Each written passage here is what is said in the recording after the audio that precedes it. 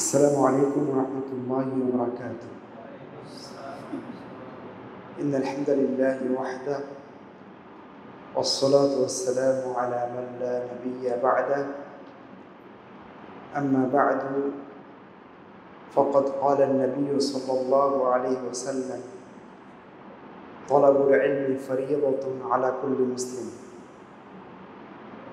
সমস্ত প্রশংসা মহানবুল আলামিনের জন্য, যার অশেষ অনুগ্রহ এবং একান্ত তৌফিকে আমরা চট্টগ্রামের মাদ্রাসাতুত তাসিস কর্তৃক আয়োজিত আজকের বিশেষ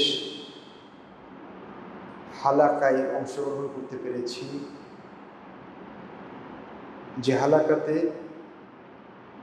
স্বাভাবিক নিয়মে আমরা যেভাবে বক্তব্য রাখি এবং বক্তব্য শুনি, তার বাইরে গিয়ে কিতাব ভিত্তিক দার্সের আয়োজন করা হয়েছে।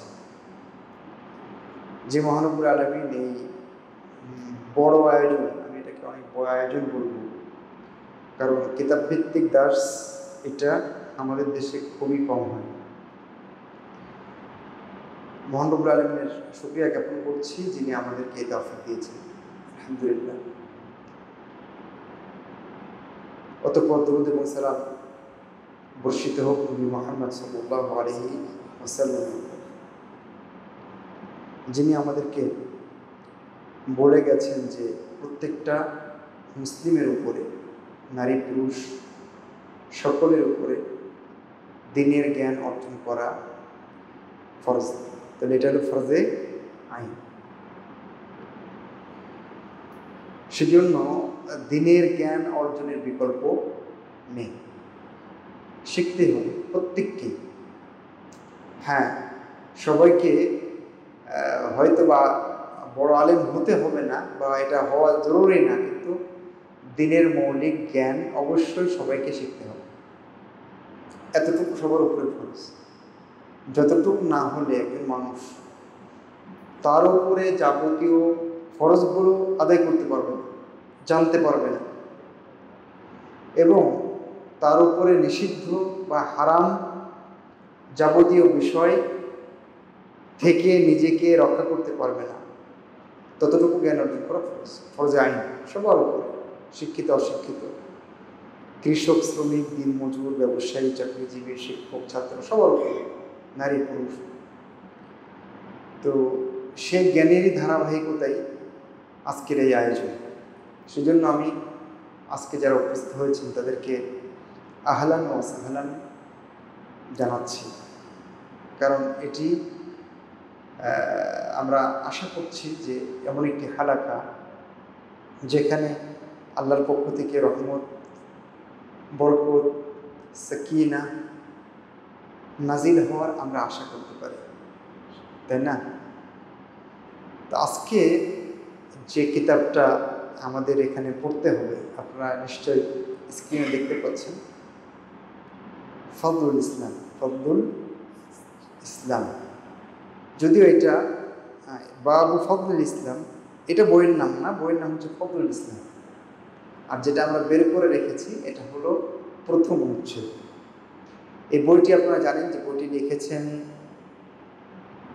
শেখুল ইসলাম মুহাম্মদ ইবনে আব্দুল ওয়াহাব রাহিমাহুল্লাহু তাআলা, যিনি 1116 হিজরিতে জন্মগ্রহণ করেছিলেন বা 15তে মারা গিয়েছিলেন 1206 হিজরিতে। তিনি তার জীবন সংগ্রামে, তার জীবন যদি আমরা দেখি তাহলে অত্যন্ত সম্ভ্রান্ত এবং আলেম পরিবারে তিনি জন্মগ্রহণ করেন, এবং 10 বছর বয়স হতে না হতেই তিনি কোরআন মাজিদের হাফেজ হয়ে যান। সুবহানাল্লাহ।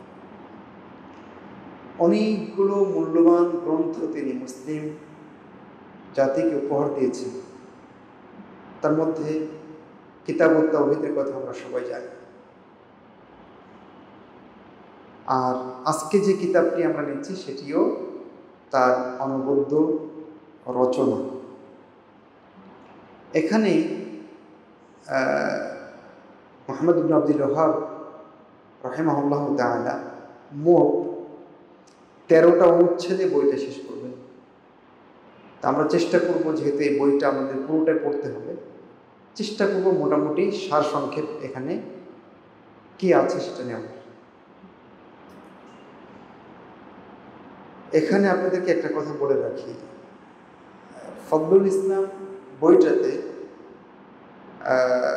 13টা অনুচ্ছেদ তিনি রচনা করেছেন এবং সবগুলোই মুসলিম উম্মার জন্য অত্যন্ত গুরুত্বপূর্ণ।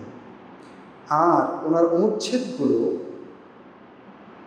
এতটাই মানে বাস্তবমুখী, জ্ঞানগর্ভ, যেটা তার গভীর জ্ঞানের পরিচয়। প্রত্যেকটা অনুচ্ছেদ, প্রত্যেকটা বাব তার গভীর জ্ঞানের পরিচয় বহন করে। আপনারা একটা কথা জানেন যে ইমাম বুখারীর ফিকহ গভীর জ্ঞান কোথায় আছে? তার সহিহ কিতাবু আল জামি আস-সহিহ অর্থাৎ সহিহুল বুখারীর যে অনুচ্ছেদ অধ্যায়, এর মধ্যে ইমাম বুখারীর ফিকহ নিহিত, ঠিক না? ঠিক শেখুল ইসলাম মুহাম্মদ ইবনে আব্দুল ওয়াহ্হাব রাহিমাহুল্লাহ তার বইও এরকম। এখানে একটা ছোট্ট ঘটনা আছে, বর্ণনা করা হয়। আমি এই ঘটনাটা সালেহ আল ফৌজান, ফদিলতুল শেখ ডক্টর সালেহ আল ফৌজান হাফিজাহুল্লাহ তাআলা, ওনার কাছ থেকে শুনেছি যে নাজদ অঞ্চল থেকে সৌদি আরবের ইন্ডিয়াতে একজন আলেম হাদিসের জ্ঞান অর্জন করতে এসেছিলেন।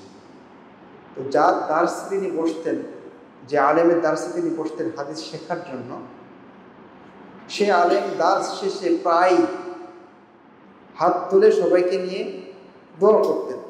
দোয়ার মধ্যে একটা অংশ থাকতো মুহাম্মদ ইবনে আব্দুল ওয়াহ্হাবের বিরুদ্ধে বদদোয়া করতেন, আর সবাই ছাত্ররা আমিন আমিন বলতেন যারা সেখানে থাকতেন। তো উনি তো তার সম্পর্কে জানেন, নাজদের মানুষ, উনিও নাজদের মানুষ। তো উনি এটাকে খুব ভালোভাবে নিতেন না, কষ্ট পেতেন, কিন্তু কিভাবে এটাকে এই সমস্যার সমাধান করা যায় উনি চিন্তা করলেন। চিন্তা করে একটা বুদ্ধি বের করলেন। সেটা হলো কি?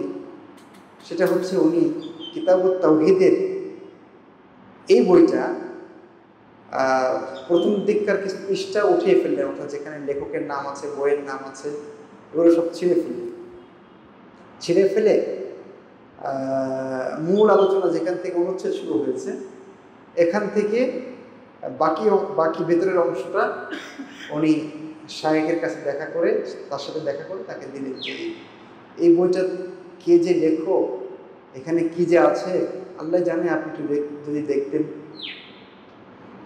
তো ওই মুহাদ্দিস যিনি হাদিসের দার্স দিতেন, উনি বইটা নিয়ে চলে গেলেন। পরবর্তীতে এই আলেম যিনি হাদিসের জ্ঞান নিতে ভারত মহাদেশে এসেছেন, উনি শাইখকে জিজ্ঞেস করছেন যে এই বইটা কার, লেখক তো আমরা বুঝতে পারছি না। তখন উনি বলছেন যে এটা তো ইমাম বুখারীর লেখা বই, কিতাবুত তাওহীদ, এটা কার লেখা বই? তার মানে ওনার তো হাদিসের জ্ঞান, উনি তো বুখারীতে কি আছে এটা জানেন। তো একই ধাঁচে অধ্যায় এবং অনুচ্ছেদগুলো কোথায় আছে? কিতাবুত তাওহীদে আছে। তো উনি মনে করেছেন বুখারী, সহিহ বুখারী যার লেখা, এটা তার লেখা। চিন্তা করতে পেরেছেন? তো এত চমৎকারভাবে উনি ওনার বইগুলো সাজিয়েছেন, অনুচ্ছেদগুলো এবং অনুচ্ছেদের অধীনে আয়াতের অধীনগুলোকে নিয়ে আসছেন। যাই হোক, আমরা শুরু করি প্রথম অনুচ্ছেদ থেকে। বাবু ফজলুল ইসলাম। ফজলুল ইসলাম মানে কি? ইসলামের মর্যাদা, ইসলামের ফজিলত,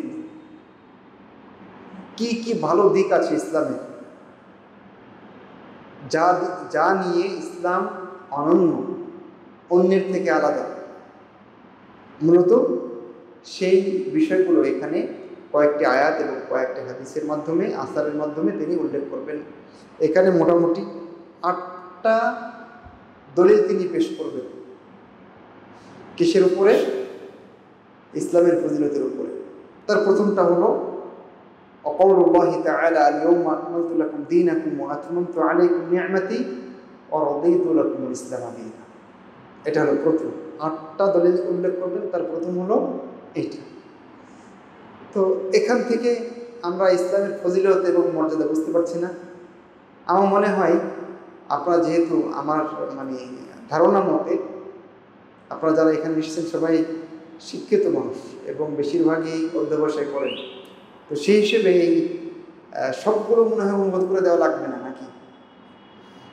সব আয়াত এবং হাদিসে কি অনুবাদ করা লাগবে? আপনি কি পরামর্শ দিচ্ছেন? আমি চিন্তা করছি যে বইটা তো শেষ করতে হবে, সবগুলো আবার ধরতে গেলে জানি না কি হয়। যে মোলাখাসটা করলে ভালো হয়। তো আমরা বললাম যে প্রথম অনুচ্ছেদে ইসলামের ফজিলত এবং মাহাত্ম্য নিয়ে কথা বলেছেন, ইসলামের মর্যাদা নিয়ে কথা বলেছেন এবং 8টা দলিল তিনি সাফল্যে পেশ করেছেন। তার প্রথম এই আয়াতটি, যে আয়াতটি আমাদের সবার মুখস্থ আছে, যেখানে ইসলাম পরিপূর্ণ হয়ে গেছে। আল্লাহ বলেছেন তার নিয়ামত রাজি তিনি পরিপূর্ণ করে দিয়েছেন এবং তিনি ইসলামকে দিয়ে খুশি। তাহলে সবগুলোই, এখানকার সবগুলো বাক্য কি প্রমাণ করে না যে ইসলামের মর্যাদা অনেক বেশি? 2, কুল ইয়া আইয়ুহান নাস ইন কুনতুম ফি শাক্কিন মিন দীনি ফালা আ'বুদু আল্লাযীনা তা'বুদুনা মিন দুনিল্লাহ ওয়ালাকিন আ'বুদু আল্লাহাল্লাযী ইয়াতাওয়াফাকুম।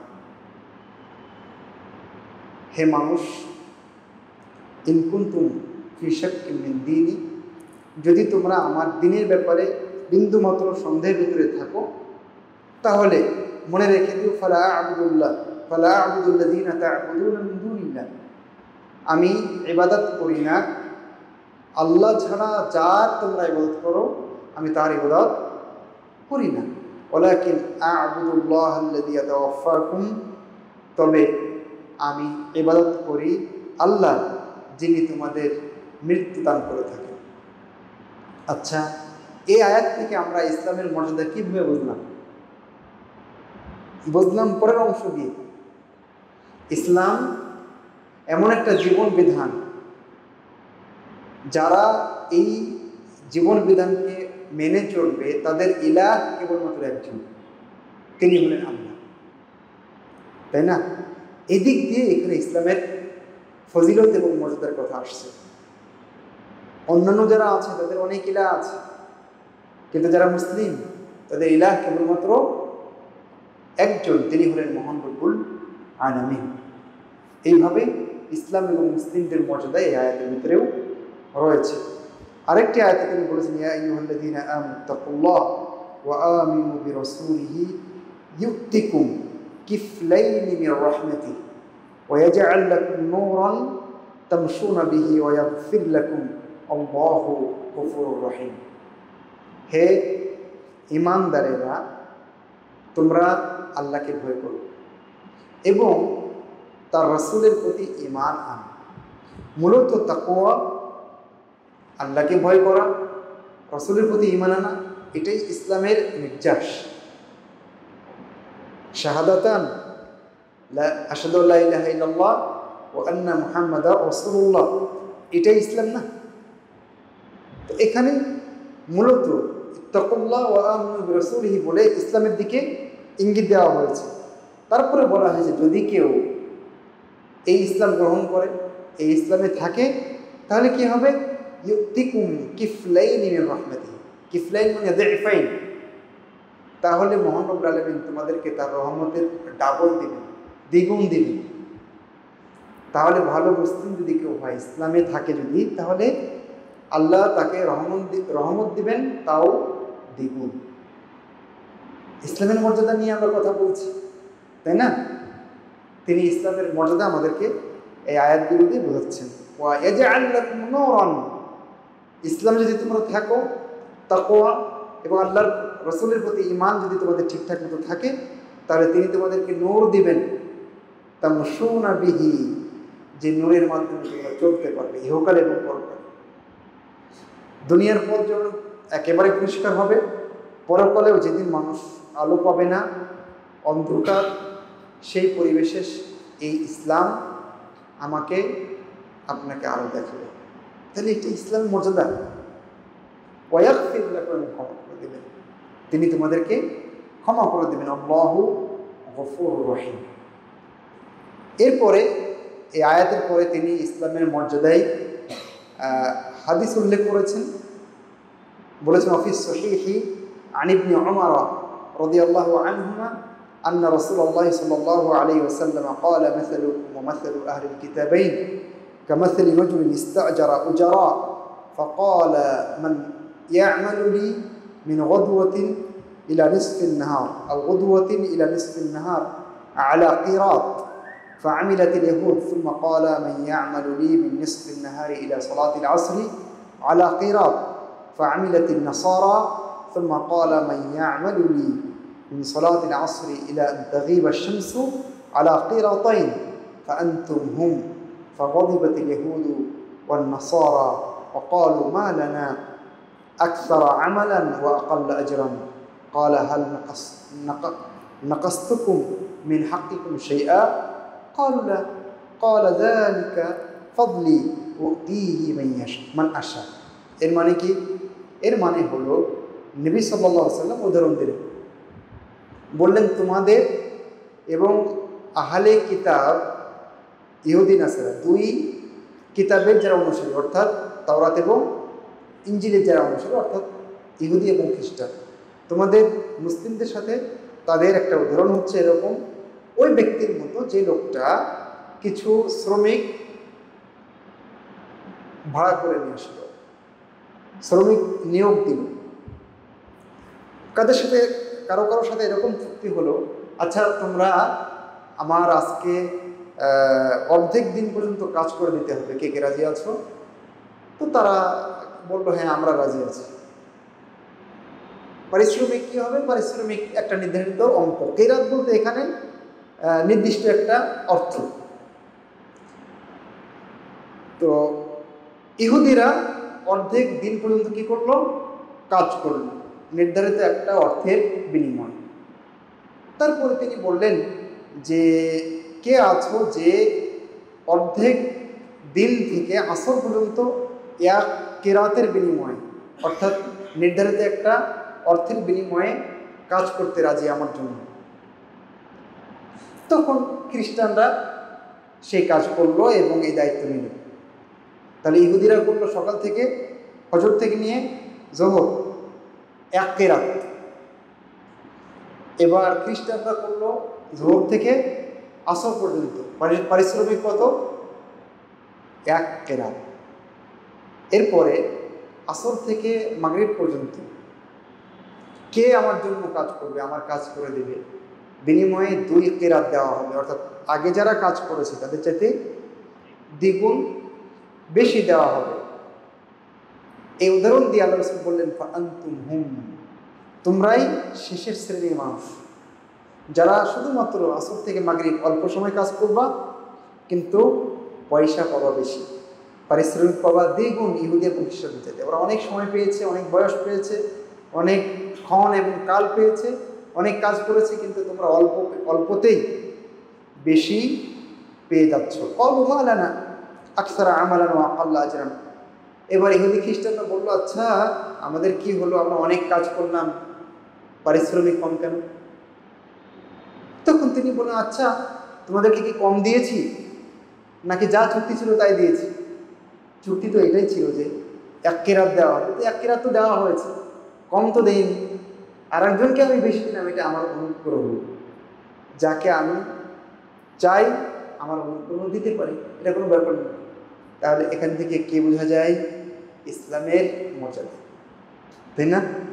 অন্যান্য ধর্ম, বিশেষ করে ইহুদি খ্রিস্টান, তাদের যে ধর্ম আছে তার উপরে আমার ইসলামের মর্যাদা, তার উপরে মুসলিমদের মর্যাদা।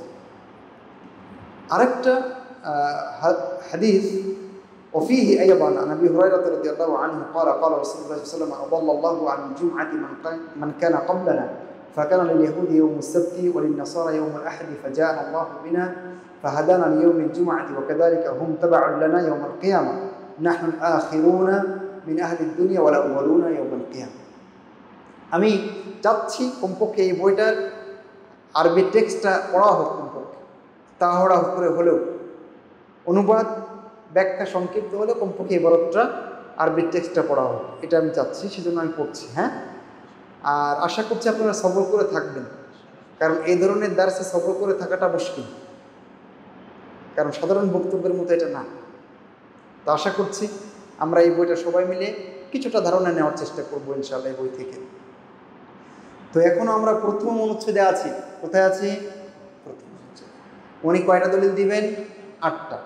তার ভেতরে মোটামুটি কয়টা হয়ে গেল? 5টা মতো বোধহয় হয়ে গেছে সম্ভবত। এখন যেটা উনি বললেন, যেটা আমি পড়লাম ইতিমধ্যে, সেখানে রাসূলুল্লাহ সাল্লাল্লাহু আলাইহি ওয়াসাল্লাম বলেছেন মহান রব্বুল আলামিন আমাদের আগে যারা গিয়েছে তাদেরকে জুমার পথ প্রদর্শন করেননি, জুমা থেকে তাদেরকে দিগ্ভ্রান্ত করেছেন। তখন ইহুদিরা শনিবারকে বেছে নিয়েছে, খ্রিস্টানরা রবিবারকে বেছে নিয়েছে। এরপরে আল্লাহ আমাদেরকে ঠিকই জুমার হেদায়েত দিয়েছে, তাদেরকে অফার করা হয়েছিল, কিন্তু তারা গ্রহণ করেনি, কিন্তু আমরা গ্রহণ করেছি। বলেন তো জুমা আগে না শনি রবিবার আগে? জুমা আগে না? এবার আল্লাহ রাসূল বলছেন ওয়াকাযালিকা হুম তাবাউল লানা ইয়াউমাল কিয়ামা, যেহেতু ওরা আমাদের জুমার পরে শনিবার আর রবিবার ঠিক কিয়ামতের দিন, এই কারণে ওরা আমাদের পরে ওদের হিসাব নিকাশ নেওয়া হবে। নাহনু আল আখিরুন মিন আহলিদ দুনিয়া, দুনিয়াতে আমরাই পরে, কিন্তু ওয়াল আউয়ালুনা ইয়াউমাল কিয়ামা, কিন্তু কিয়ামতে আমরাই আগে। সুবহানাল্লাহ। তাহলে এখানে আমরা কি পাচ্ছি? এখানে আমরা ইসলামের মর্যাদা পাচ্ছি, ফজিলত পাচ্ছি। وفيه تعليقا عن النبي صلى الله عليه وسلم أنه قال أحب الدين إلى الله الحنيفية السمحة। وفيه বলতে في البخاري في صحيح البخاري في الجامع الصحيح। এখানে তালিকান মানে আপনি সহজ ভাষায় বুঝে রাখেন, এটা হলো সহিহ বুখারীর টিকা। এটা সহিহ বুখারীর মূল বক্তব্য নয়, টিকা। ঠিক আছে, আমরা যেমন বইয়ে এই যে আপনি এখানে দেখতে পাচ্ছেন 1, 2, 3 নিচে টিকা, তো ইমাম বুখারীর টিকা হলো তালিক। ইমাম বুখারী তবে নিচে নিয়ে আসেন না, উনি অনুচ্ছেদ এবং হাদিসের মাঝখানে ওনার টিকায় উল্লেখ করেন। তো এরকম টিকায় উনি উল্লেখ করেছেন যে নবী সাল্লাল্লাহু আলাইহি ওয়াসাল্লাম বলেছেন আহাব্বুদ্দিন ইলাল্লাহি আল হানিফিয়াতু আস-সামহা, মহান রব্বুল আলামিনের নিকটে সবচেয়ে প্রিয় দিন হচ্ছে আল হানিফিয়া আস-সামহা। আল হানিফিয়া মানে হচ্ছে যে দিনটা অন্য বাতিল, শিরিক, বিদআত, কুফর সব কিছু থেকে সরে এসে কেবলমাত্র আল্লাহর জন্য কাজ করে যে দিনের অনুসারীরা, সেই দিনটা হচ্ছে হানিফিয়া। বুঝতে পেরেছেন? এই দিনের সাথে শিরকের সম্পর্ক নাই, কুফরের সম্পর্ক নাই, বিদআতের সম্পর্ক নাই, সেটাই হলো হানিফিয়া, কেবলমাত্র আল্লাহর জন্য করা হয়। আর আস-সামহা মানে আস-সাহলা, এই দিনটা সহজ। প্রথম বাক্য হানিফিয়া দ্বারা আমরা বলতে পারি যে আকীদার দিকে ইঙ্গিত দেওয়া হয়েছে, তার মানে আকীদায় এটা স্বচ্ছ পরিষ্কার আর আমলে সহজ। তাহলে এই হাদিস থেকে আমরা কিভাবে ইসলামের মর্যাদা পাচ্ছি, ফজিলত পাচ্ছি এটা আহাব্বুদ্দিন, আল্লাহর নিকটে প্রিয়তর বা প্রিয়তম দিন। তা আল্লাহ যাকে ভালোবাসেন এটা কি মর্যাদা বহন করে না, প্রমাণ করে না? অবশ্যই করে। তারপরে আমরা পাচ্ছি যে আকীদায় এটা কি নির্ভেজাল, আবার আমলে সহজ। তাহলে সবগুলো বাক্যই কিন্তু ইসলামের ফজিলত এবং মর্যাদার একেবারে সরাসরি মেসেজ কিন্তু আমাদেরকে দিয়ে দেয়। এবার আসেন ওয়ান উবাই ইবনে কাব রাদিয়াল্লাহু رضي الله عنه قال عليكم بالسبيل والسنة فإنه ليس من عبد على سبيل وسنة ذكر الرحمن ففاضت عيناه من خشية الله فتمسه النار وليس من عبد على سبيل وسنة ذكر الرحمن فاقشعر جلده من خشية الله إلا كان مثله كمثل شجرة يبس ورقها فبينما هي كذلك إذ أصابتها الريح فتحات عنها ورقها إلا تحاتت عنه ذنوبه كما تحات عن هذه الشجرة ورقها وإن اقتصادا في سبيل وسنة خير من اجتهاد في خلاف سبيل وسنة. এটা আরেকটা দলিল কিসের কি নিয়ে আলোচনা হচ্ছে? লাইন হারা হবেন না, লাইন হারা হওয়া যাবে না। অনুচ্ছেদের সাথে আয়াত এবং হাদিসগুলোর মিল আমরা খুঁজে পাওয়ার চেষ্টা করব, তাহলে আমরা লাইনে আছি। আমরা এখন কোথায় আছি? ইসলামের মর্যাদার প্রথম যে অনুচ্ছেদ সেখানে এখন আছি। আমরা শেষের দিকে চলে আসছি। যে দলিলটা উনি এখন উপস্থাপন করলেন উবাই ইবনে কাবের সূত্রে। এটা মারফু হাদিস নয়, এটা মাওকুফ। মাওকুফ মানে সাহাবীর বক্তব্য, ঠিক আছে? কোন সাহাবীর বক্তব্যকে আমরা সাধারণভাবে মাওকুফ বলে থাকি। তো আলাইকুম বিসসাবিলি ওয়াস সুন্নাহ, তিনি বললেন আলাইকুম মানে ওয়াজিবুন আলাইকুম ইত্তিবা আস-সাবিল ওয়াস সুন্নাহ, সুন্নাতের উপরে অবিচল থাকা, সঠিক মানহাজ এবং সুন্নাহর উপরে অবিচল থাকা তোমাদের উপরে কর্তব্য। এর আরেকটা অর্থ হতে পারে ইলজামু আস-সাবিল ওয়াস সুন্নাহ, তোমরা সঠিক পথ এবং সুন্নাতের উপরে অবিচল থাকবে, এটাকে আঁকড়ে ধরে থাকবে। বুঝতে পেরেছেন? তাহলে এখানে ইসলামের একটা ব্যাখ্যা করা হয়েছে। ইসলাম মানেই মানহাজ ঠিক হতে হবে, ইসলাম মানেই সুন্নাতের উপরে থাকতে হবে। সুন্নাত নাই, রাসূলুল্লাহ সাল্লাল্লাহু আলাইহি ওয়াসাল্লামের পদ্ধতি, তিনি যে নির্দেশনা দিয়েছেন, যেভাবে বলেছেন, সেটা যদি কেউ না মানে তাহলে সেটা ইসলাম নয়। তারপরে তিনি বললেন উবাই ইবনে কাব, যে কোনো বান্দা যদি সে এই সঠিক পথ এবং সুন্নাতের উপরে না থাকে, বা আমরা এভাবে অনুবাদ করতে পারি, যে কোনো বান্দা সুন্নাতের উপরে আছে, সঠিক পথের উপরে আছে, আর এই অবস্থায় সে যাকার রহমান, মহান রবকে স্মরণ করে, তার জিকির করে, ফাফাদাত আইনাহু মিন খাশিয়াতিল্লাহ, আল্লাহকে এমনভাবে জিকির করে, স্মরণ করে যে আল্লাহর ভয়ে তার দুই চোখ দিয়ে পানি বের হয়ে যায়। ফাতামাসসাহুন নার, তাহলে ওই ব্যক্তিকে আগুন স্পর্শ করবে, এরকমটা হতে পারে না। খেয়াল করেন, সুন্নাতের উপরে থাকতে হবে, সঠিক পথে থাকতে হবে। এরপর যদি কেউ জিকির করে, আল্লাহর ভয়ে কাঁদে, তাহলে তাকে জাহান্নাম স্পর্শ করবে। তাহলে ইসলামের মর্যাদা বুঝতে পারলেন কিভাবে হলো? ইসলাম মানেই আপনাকে সঠিক পথে থাকতে হবে, সুন্নাতের উপরে থাকতে হবে। আপনাকে আল্লাহ রাসূল সাল্লাল্লাহু আলাইহি ওয়াসাল্লামের যে মানহাজ, সালাফে সালেহিনের যে মানহাজ, এর উপরে থাকতে হবে। আর যেই থাকবে সেই ইসলামের উপরে আছে, আর যেই এরকম ইসলামের উপরে আছে, সে ইবাদত করলে সেটা কবুল হয়ে যায়, সে জাহান্নামে যায় না, সে জান্নাতে চলে যায়। তারপরে বলা হচ্ছে ওয়ালাইসা মিন আবদিন আলা সাবিলি ওয়া সুন্নাতিন যাকার রহমান ফাখশাআর জিলদুহু মিন খাশিয়াতিল্লাহ, ওই একই ব্যক্তি যিনি কিতাবের উপরে, সুন্নাহর উপরে, সঠিক পথের উপরে আছেন, আল্লাহ জিকির করেন, ফাখশাআর জিলদুহু মিন খাশিয়াতিল্লাহ, এবং তার আল্লাহর ভয়ে তার লোম খাড়া হয়ে যায়। অনেক সময় মানুষ হঠাৎ করে ভয় পেলে পশম খাড়া দেয় না, আল্লাহর ভয়ে তার লোমগুলো শিহরণ করে, খাড়া হয়ে যায়, দাঁড়িয়ে যায়। তাহলে তার উদাহরণ হচ্ছে সেই গাছের মতো যার পাতা শুকিয়ে গেছে।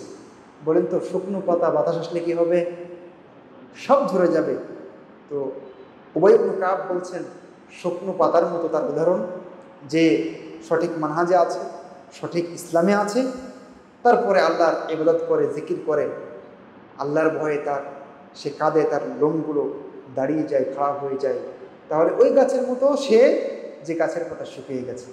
যখন বাতাস প্রবাহিত হয় গাছের পাতাগুলো ঝরে পড়ে, ঠিক এই লোকটার তাহাত্তাত আনহু যুনুবুহু, এই লোকটার গুনাহগুলো এইভাবে ঝরে পড়েছে। ইসলামের মর্যাদা বোঝা যাচ্ছে। তারপরে বলা হচ্ছে ওয়াইন ইকতিসাদান ফি সাবিলিন ওয়া সুন্নাতিন খায়রুম মিন ইজতিহাদিন ফি খিলাফি সাবিলিন ওয়া সুন্নাহ, মানে খুব ইজতিহাদ করা, প্রচেষ্টা করা, সুন্নাতের বিরুদ্ধে গিয়ে, সঠিক পথের বিরুদ্ধে গিয়ে চেষ্টা করা, ইবাদতের চেষ্টা, জিকিরের চেষ্টা, যত চেষ্টা আছে করা, কোথায়? সঠিক পথের বাইরে গিয়ে, সুন্নাতের বাইরে গিয়ে।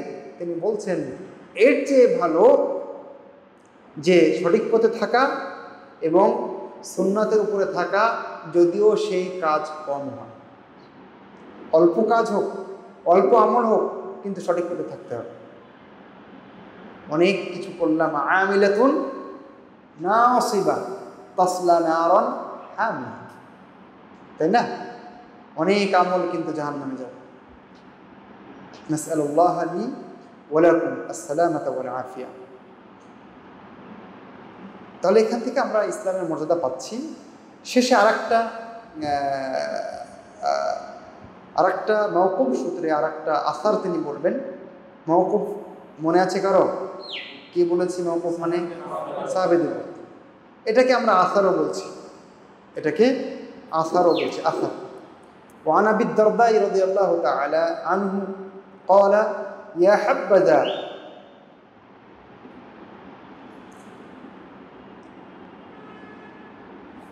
حبذا نوم الأكياس وإفطارهم كيف يغبنون سهر الحمقى وصومهم ولمثقال ذرة من بر مع تقوى ويقين أعظم وأفضل وأرجح من أمثال الجبال عبادة من المفترين।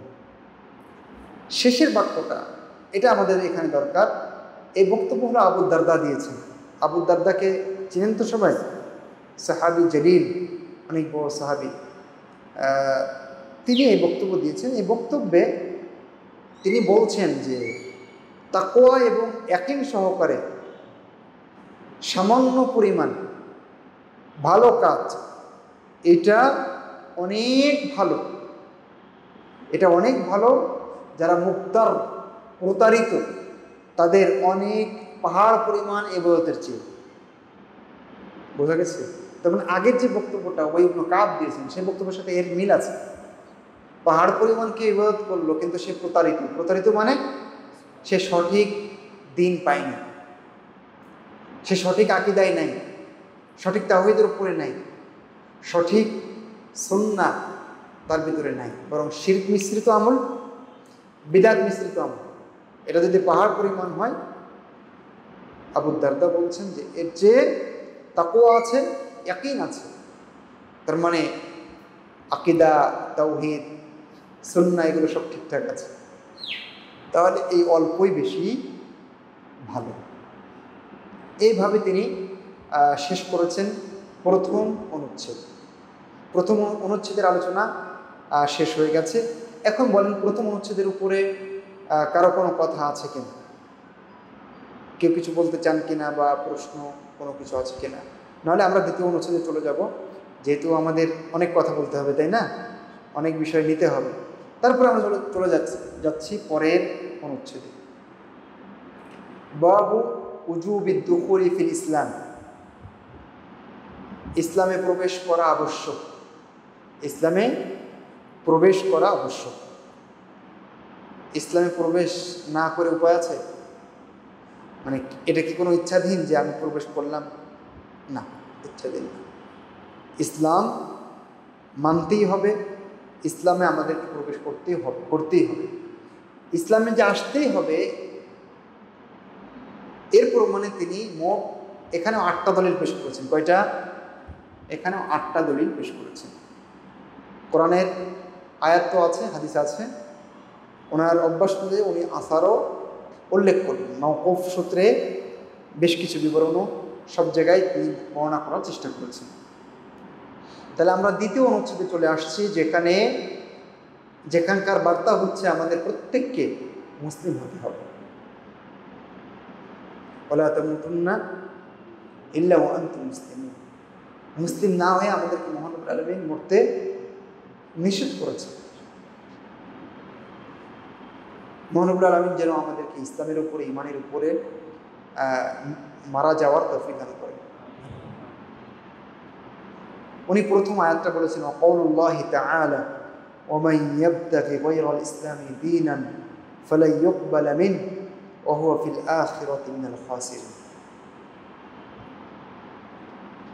এর মানে যে ব্যক্তি ইসলাম ছাড়া অন্য কিছুকে দিন হিসাবে তালাশ করে, খুঁজে বেড়ায়, গ্রহণ করে, ফালান ইউকবালা মিনহু, কশ্চিন কালেও তার পক্ষ থেকে সেটা গ্রহণ করা হবে না। ওয়া হুয়া ফিল আখিরাতি মিনাল খাসিরিন, আর সে পরকালে ক্ষতিগ্রস্তদের অন্তর্ভুক্ত হবে। তাহলে কি বোঝা গেল? কি বোঝা গেল বলেন? আমার সাথে আছেন তো সবাই? থাকতে হবে। আজকে লম্বা সময় থাকার নিয়তে আসছি না আমরা, থাকতে হবে। তাহলে মন কান দিয়ে থাকতে হবে। ক্লাসে অনেক সময় ছাত্র দেখি যে অন্যমনস্ক হয়ে গেছে, এই তুমি কোথায় গেছো? আমি তো ওস্তাদে আছি। তুমি আছো ঠিকই সশরীরে, কিন্তু তোর মনটা এখানে নাই। তারপরে তো বড় মানুষ, আপনাকে তো ওইভাবে একটা করে বলতে পারবো না, শরম লাগবে না? তো যাই হোক, আমি আমভাবে সবাইকে বলবো যে সবাই মন দিয়ে থাকবেন। হ্যাঁ, ইনশাআল্লাহ। দ্বিতীয় নম্বর দলিল, ইন্নাদ-দীনা ইনদাল্লাহি আল ইসলাম। মহান রব্বুল আলামিন বলছেন যে নিশ্চয় আল্লাহর নিকটে, নিশ্চয় দিন আল্লাহর নিকটে কোনটা? ইসলাম। তাহলে আল্লাহর নিকটে দিন কোনটা? ইসলাম। তাহলে গ্রহণ করতে হবে কোনটা? যেটা আল্লাহর নিকটে সেটা। খুবই সোজা হিসাব। وقوله تعالى وأن هذا صراطي مستقيما فاتبعوه, নিশ্চয় এটাই আমার পথ। মুস্তাকিমান, এই পথ একেবারে, এর অবস্থাটা কেমন? সরল, সোজা, আঁকাবাঁকা নাই। ফাত্তাবিউ, অতএব তোমরা এই পথের অনুসরণ করো। ওয়ালা তাত্তাবিউস সুবুলা, বিভিন্ন পথের অনুসরণ করো না। কুফর, শিরক, বিদআত, অন্যান্য পাপ, এগুলো হলো অন্যান্য পথ। আর সঠিক পথ কোনটা? ইসলাম। ফাতাফাররাকা বিকুম আন সাবিলি, তাহলে তোমাদেরকে তার সঠিক পথ থেকে বিচ্যুত করবে, অন্য জায়গায় নিয়ে যাবে, বিচ্ছেদ ঘটাবে, এই রাস্তা থেকে সরিয়ে দিবে যদি তোমরা বিভিন্ন পথ অনুসরণ করো। তাহলে এই আয়াতটা আমাদের স্পষ্ট বার্তা দেয় যে ইসলামে থাকতে হবে। এই জন্য মুজাহিদ বলেছেন, ক্বালা মুজাহিদুন আস-সুবুল আল বিদআ ওয়াশ শুবুহাত, যে আল্লাহ বললেন যে অনেক পথের অনুসরণ করো না। এর অর্থ কি? এর অর্থ আল বিদআ ওয়াশ শুবুহাত। বিদআত তো বোঝেন, তার মানে বিদআতের অনুসরণ করা যাবে না। তাহলে বিদআত ইসলামের অন্তর্ভুক্ত কি না? আর এখানে বলা হলো ইসলামে থাকতে হবে। তাহলে যে বিদআত করলো সে কি ইসলামে আছে? নাই। হয় পুরোপুরি নাই, না হয় আংশিক নাই, একটা কিছু, তাই তো? অবস্থা অনুযায়ী এটা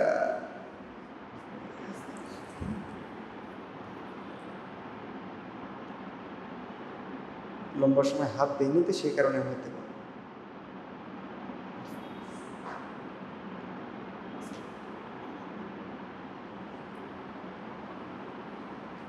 আচ্ছা, আমরা কথা বলতে থাকি, উনি আসুক। তো যাই হোক, আমরা যে আয়াতটা দেখছিলাম তার ব্যাখ্যায় মুজাহিদ কি বললেন? আল বিদআ আস-সুবুল হলো আল বিদআ ওয়াশ শুবুহাত। এখানে অনেক রাস্তা বলতে কি বোঝানো হয়েছে? দুইটা জিনিস। একটা হলো যত বিদআত আছে, আর শুবুহাত বোঝেন সংশয়, মানে যা কিছু সংশয়পূর্ণ, সংশয়ে ভর্তি, এগুলো হলো সুবুল। ঠিক আছে, এরকম অনেক কিছু সংশয় ইসলামের ভিতরে মানুষ ঢুকিয়েছে না, ঢুকিয়েই তো সব সর্বনাশ করছে। এমনকি বর্তমান ধরেন যে হাদিস অস্বীকারী যারা আছে, এরাও কিন্তু সংশয় দিয়েই মানুষকে দিগ্ভ্রান্ত করছে। তো এইগুলো সব হলো সুবুল, এদিক সেদিক পথ, এই পথে যাওয়া যাবে না। তো এই পথে যখন যাওয়া যাবে না, তখন যেতে হবে কোন পথে? সিরাতি। আর সেই সিরাত হলো ইসলাম। তাহলে এখান থেকে বোঝা যায় যে আমাদেরকে ইসলামে থাকতে হবে, অন্য পথে যাওয়া যাবে না। যেহেতু অন্য পথে গেলে আমাদের দিগ্ভ্রান্ত করে দেবে, অতএব আমাদের ইসলামে থাকতে হবে। তারপরে একটি হাদিস নিয়ে আসা হয়েছে, যোগাযোগ করতে পারলেন? আয়াত শেষ হওয়ার পরে আমরা চতুর্থ দলিল হাদিসকে সামনে নিয়ে আসছি। জাযাকাল্লাহু খাইরান, বারাকা ফিক। এটা মাঝে মাঝে হাত দিতে হবে, নাহলে চলে যাবে। আয়েশা রাদিয়াল্লাহু আনহার এই হাদিসটা আপনারা সবাই জানেন, মান আহদাসা ফি আমরিনা হাযা মা লাইসা মিনহু ফাহুয়া রাদ। যে আমাদের এই শরিয়াতে, এখানে আমর বলতে এই দিনে, আমরুন মানে দিন, যে আমাদের এই দিনের ভিতরে নতুনভাবে তৈরি করলো এমন কিছু মা লাইসা মিনহু, যা এর ভিতরে নাই, তাহলে কি হবে? ফাহুয়া রাদ আই মারদুদ। তাহলে এটা প্রত্যাখ্যাত, পরিত্যাজ্য, এটা গ্রহণযোগ্য হবে না। আর এক জায়গায় আরেকটি হাদিসে রাসূলুল্লাহ সাল্লাল্লাহু আলাইহি ওয়াসাল্লাম বলেছেন, মানে আমিলা আমালান লাইসা আলাইহি আমরুনা ফাহুয়া রাদ। এটা আপনাদের খুবই কমন হাদিস, তাই না? তাহলে দিনের ভিতরে যদি কেউ কিছু ঢুকায়, তাহলে সেটা প্রত্যাখ্যাত। তো এটা দিয়ে ইসলামে প্রবেশ করা ওয়াজিব, এটা কিভাবে আমরা বুঝলাম? এটা দিয়ে ইসলামে প্রবেশ করা ওয়াজিব, এটা বলেছেন না? মানে এটা দিয়ে কীভাবে প্রমাণ হয় যে ইসলামে প্রবেশ করা ওয়াজিব? কেউ কিছু বলতে পারেন? কারো ব্রেনে কিছু আসে? জি, সুন্নাহর অনুসরণ করা, বিদআতের অনুসরণ করা যাবে না, তাহলে ইসলামে থাকতে হবে, তাই না? ঠিক আছে, শুকরান, জাযাকুমুল্লাহ। মাঝে মাঝে আপনারা শিক্ষকতা করেন মনে হয় অনেকেই, না? আপনারা ছাত্রদের মাঝে মাঝে প্রশ্ন করেন, তো প্রশ্ন করলে ওরা একটু অ্যাক্টিভ থাকবে, এটা হলো ছাত্রদের বৈশিষ্ট্য। আমি যদি এখন ছাত্র হয়ে যাই, তাও এর একই অবস্থা হবে। মাঝে মাঝে প্রশ্ন করলে, ওদের সুযোগ করে দিলে তারা মনোযোগী থাকে বেশি। ওয়ালিল বুখারী عن ابي هريره رضي الله تعالى عنه قال قال رسول الله صلى الله عليه وسلم كل امتي يدخلون الجنه الا من ابى قيل ومن ابى قال من اطاعني دخل الجنه ومن عصاني فقد ابى। এই হাদিস সবাই জানা আছে, তাই না? সবাই জান্নাতে যাবে, যে জান্নাতে যেতে অস্বীকৃতি জানায় সে ছাড়বে। আশ্চর্য কথা, জান্নাতে যেতে অস্বীকার করে, এটা এরকম মানুষ আছে নাকি দুনিয়াতে? তা আল্লাহ রাসূল বলেন, আল্লাহ রাসূলকে বলা হলো ওমান আবা, কে আবার অস্বীকার করে জান্নাতে যাওয়ার ব্যাপারে? তো আল্লাহ রাসূল বলেন, মান আতাআনি দাখালাল জান্নাহ, আমার অনুসরণ করলো যে জান্নাতে গেল সে। ওমান আসানি ফাকাদ আবা, যে আমার অবাধ্য হলো সেই তো জান্নাতে যেতে অস্বীকৃতি জ্ঞাপন করল। তাহলে এই হাদিসে প্রমাণ করে আল্লাহ রাসূলের আনুগত্য করতে হবে। আর আল্লাহ রাসূলের আনুগত্য কিভাবে হবে? সুন্নাহর ভিতরে থেকে, ইসলামের ভিতরে থেকে।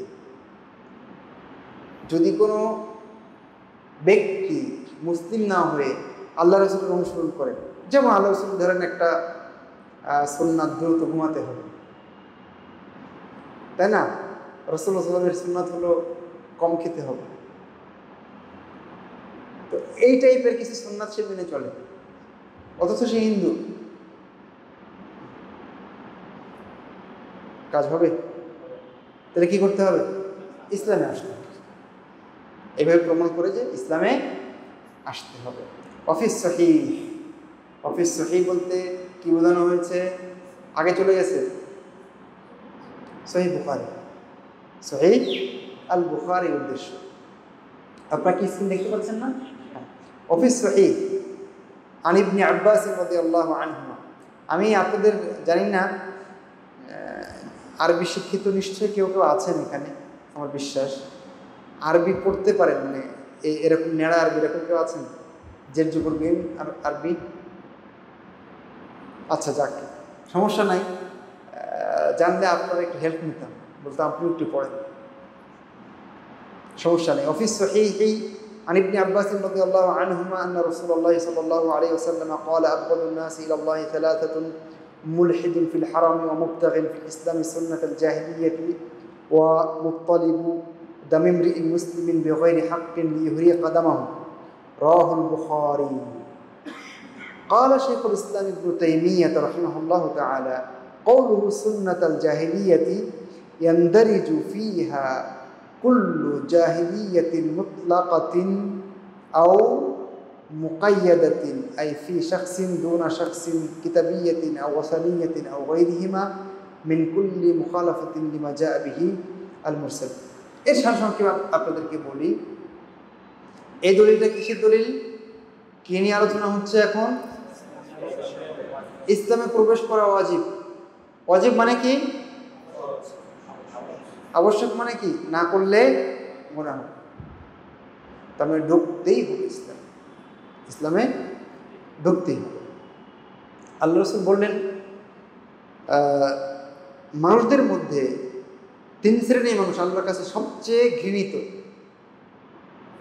তার এক শ্রেণী হচ্ছেন মুলহিদুন ফিল হারাম, যারা হারাম এরিয়াতে পাপ করে, অন্যায় করে, অপরাধ করে।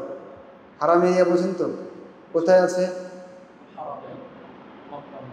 মক্কা এবং মদিনা। দুনিয়াতে হারাম দুইটা, হারামান শরীফান, মক্কা এবং মদিনা, তৃতীয় কোনো হারাম নাই। তো হারাম এরিয়াতে যারা হজ উমরায় গিয়েছেন তারা দেখেছেন যে চিহ্ন করা আছে, যেটা নিহায়াত হাদ্দিল হারাম বলা আছে, এটা হলো হারাম এরিয়ার শেষ প্রান্ত, তাই না? টিস্যু আছে নাকি? তো এই হারাম এরিয়ার মধ্যে যদি কেউ পাপ করে তাহলে এটা আল্লাহর কাছে ঘৃণিত, বেশি ঘৃণিত। তাহলে কি চট্টগ্রামে পাপ করা যাবে? তার মানে হলো পাপ এখানে করা অবশ্যই অপরাধ, কিন্তু হারামের ভিতরে করা বেশি অপরাধ। জেনা করা অপরাধ, কিন্তু যদি কেউ সে মাহারাম কোনো নারীর সাথে করে, আপন বোন যেমন, নাউযুবিল্লাহ, তাহলে এটা বেশি ঘৃণিত না? ঠিক এখানে এই অর্থ। তো আল্লাহর নিকটে তিন শ্রেণীর মানুষ বেশি ঘৃণিত। এক শ্রেণীর যারা হারাম এরিয়ায় পাপ কাজ করে, আরেক শ্রেণী হলো অমুবতাকিন ফিল ইসলামি সুন্নাতাল জাহিলিয়া, আরেক শ্রেণী যারা ইসলামের মধ্যে থেকে জাহেলি যুগের রীতিনীতি তালাশ করে বেড়ায়, ওইটা পালন করতে চায়, ওইটা বাস্তবায়ন করতে চায়। জাহেলি যুগের রীতিনীতি যেগুলো ইসলাম গ্রহণ করেনি, তাই না, সেগুলোর কথা এখানে বোঝানো হয়েছে। তাহলে এই ব্যক্তিও আল্লাহর নিকটে ঘৃণিত। ওয়া মুত্তালিবু দামিমরিইন মুসলিমিন, যে ব্যক্তি কোনো মুসলিমের রক্ত দাবি করে, অর্থাৎ তাকে খুন করার জন্য রক্তের দাবি করে, বিগয়রে হাক, অন্যায়ভাবে। তার উদ্দেশ্য কি? লিইউহরিকা দামাহু, সে তার রক্ত ঝরাতে চায়, এই উদ্দেশ্য। অন্যায়ভাবে কেউ কাউকে মারতে চায়, তার রক্ত ঝরাতে চায়, তাহলে তার জন্য এই দুঃসংবাদ যে সে আল্লাহর নিকটে ঘৃণিত। তাহলে এখানে তিন শ্রেণীর কথা বলা হয়েছে। তো ইসলামের প্রবেশের সাথে এই হাদিসের কি সম্পর্ক, তাই না? আসলে দ্বিতীয় বাক্যটা হলো ইসলামের সাথে মৌলিকভাবে দ্বিতীয় বাক্যটাই এখানে সম্পর্ক জড়িত। কেন? কারণ যে ব্যক্তি ইসলামে থেকে জাহেলিয়াতের বিধিবিধান চায়, অনুসরণ করতে চায়, সে আসলে ইসলামে এখনো ঠিকঠাক মতো প্রবেশ করতে পারেনি। হয়তো বা সে প্রবেশ করেছে নামে মাত্র, কিন্তু এখনও সে কাফের। অথবা প্রবেশ করেছে ঠিকই, কিন্তু এখনও জাহেলিয়াতের দুর্গন্ধ আছে। এইভাবে আমরা বুঝতে পারি যে সে ইসলামে প্রবেশ ঠিকমতো করতে পারে। তারপরে সহিহ আরও একটা দলিল এখানে উপস্থাপন করা হয়েছে, সেটিও বুখারীতে আছে। عن حذيفة رضي الله تعالى عنه قال يا معشر القراء استقيموا فإن استقمتم فقد سبقتم سبقا بعيدا فإن أخذتم يمينا وشمالا فقد ضللتم ضلالا بعيدا। কুররা বলতে বোঝানো হয়েছে এখানে যারা আলেম এবং আমলকারী, আলেম এবং আমেল উভয়, নিজেরা জানে এবং আমল করে, তাদেরকে হুযায়ফা রাদিয়াল্লাহু আনহু বলছেন ইস্তাকিমু। ইস্তাকিমু মানে সিরাতে মুস্তাকিমের উপরে থাকো বা আপনারা থাকুন। ফাইন ইস্তাকামতুম, যদি আপনারা সিরাতে মুস্তাকিমের উপরে থাকেন, ফাকাদ সাবাকতুম সাবকান বাঈদান, তাহলে আপনারা কিন্তু অনেক দূর এগিয়ে যেতে পারবেন প্রতিযোগিতায়। আর যদি ফাইন আখাযতুম ইয়ামিনান ওয়া শিমালান, ডানে বা বামে ঢুকে যাওয়ার চেষ্টা করেন, মোড় নেওয়ার চেষ্টা করেন, ফাকাদ দালালতুম দালালান বাঈদা, তাহলে দূরতম ভ্রষ্টতায় আপনারা নিমজ্জিত হবেন। ওই যে একটু আগে মনে আছে, ওয়ালা তাত্তাবিউস সুবুল ফাতাফাররাকা বিকুম আন সাবিল। তার মানে এই হাদিসও, এই আসারও আমাদের স্পষ্ট ইঙ্গিত দিচ্ছে যে আমাদেরকে ইসলামে প্রবেশ করতে হবে, এদিক সেদিক যাওয়া যাবে না। সিরাতে মুস্তাকিমটাই তো কি ইসলাম। ইহদিনাস সিরাতাল মুস্তাকিম ওয়া আন্না হাযা সিরাতি মুস্তাকিমান, এটাই ইসলাম। সুতরাং এখানে থাকতে হবে, যেহেতু এর বাইরে গেলে পথভ্রষ্ট, তো পথভ্রষ্ট যখন হতে হবে বাইরে গেলে, তখন থাকতে হবে কোথায়? ঘরে। সেই ঘর হল ইসলাম। স্পষ্ট হচ্ছে? চলুন সামনে যাই।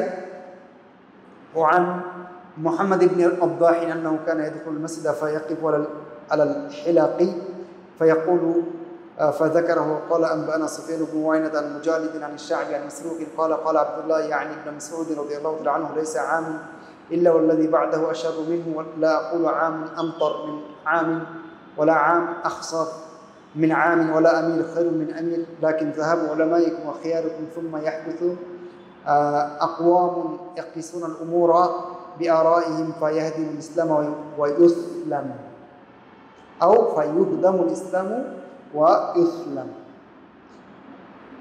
আচ্ছা, এটা আমরা সর্বশেষ ইসলামে প্রবেশ করতে হবে এই অনুচ্ছেদে সর্বশেষ হাদিসটা উনি এখন নিয়ে আসার চেষ্টা করলেন। ক্বালা আব্দুল্লাহ, একটা সূত্র মনে রাখবেন, হাদিসে বিশেষ করে যখন আব্দুল্লাহ বলা হবে তখন সাধারণত আব্দুল্লাহ ইবনে মাসউদ, অনেক আব্দুল্লাহ আছে সাহাবীদের মধ্যে, আব্দুল্লাহ ইবনে ওমর, আব্দুল্লাহ ইবনে মাসউদ, আব্দুল্লাহ ইবনে আমর, আব্দুল্লাহ ইবনে জুবাইর, এরকম অনেক আব্দুল্লাহ আছেন। কিন্তু যখন হাদিসে শুধু আব্দুল্লাহ বলা হয় তখন সাধারণত উদ্দেশ্য হয়ে থাকেন আব্দুল্লাহ ইবনে মাসউদ।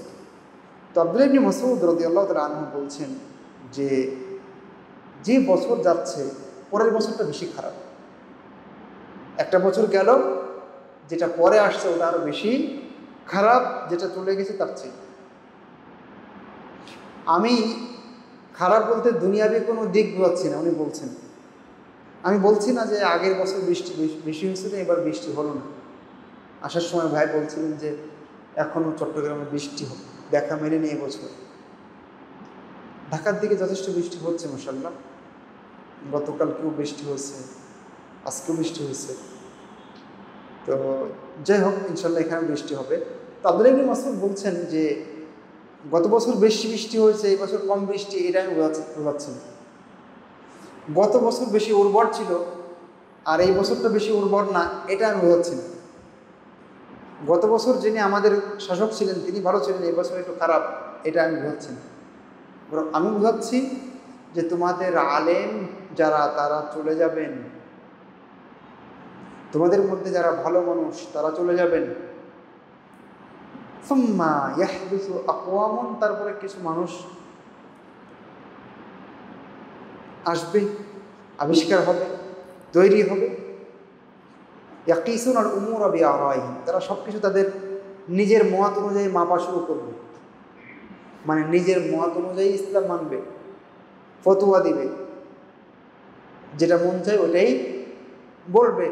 সালাফি সালেহীন কি ব্যাখ্যা করলেন, এ হাদিসের ব্যাখ্যাটা আসলে কি, এ আয়াতের তাফসীরটা কি হবে, ইবনু আব্বাস কি বললেন, মুজাহিদ কি বললেন, ইকরিমা কি বললেন, হাদিসের ব্যাখ্যা গ্রন্থগুলোতে কি আছে, তাফসীরের কিতাবগুলোতে কি আছে, এটা আমার দরকার নেই। আমি কি কম জানি, আমার ফতোয়া অনুযায়ী ফতোয়া দিলাম। এরকম একটা সময় আসবে উনি এটাকে বেশি খারাপ বললেন ফায়ুহদামুল ইসলামু ওয়া ইসলাম, তখন ইসলাম খণ্ড বিখণ্ড হয়ে যাবে এবং ধ্বংস হয়ে যাবে। তাহলে এই হাদিস থেকে, এই আসার থেকে এবং মওকুফ বর্ণনা থেকে আমরা কিভাবে ইসলাম প্রবেশ করার বিষয়টা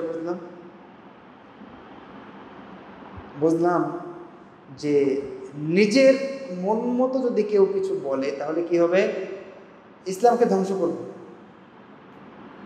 তাই না?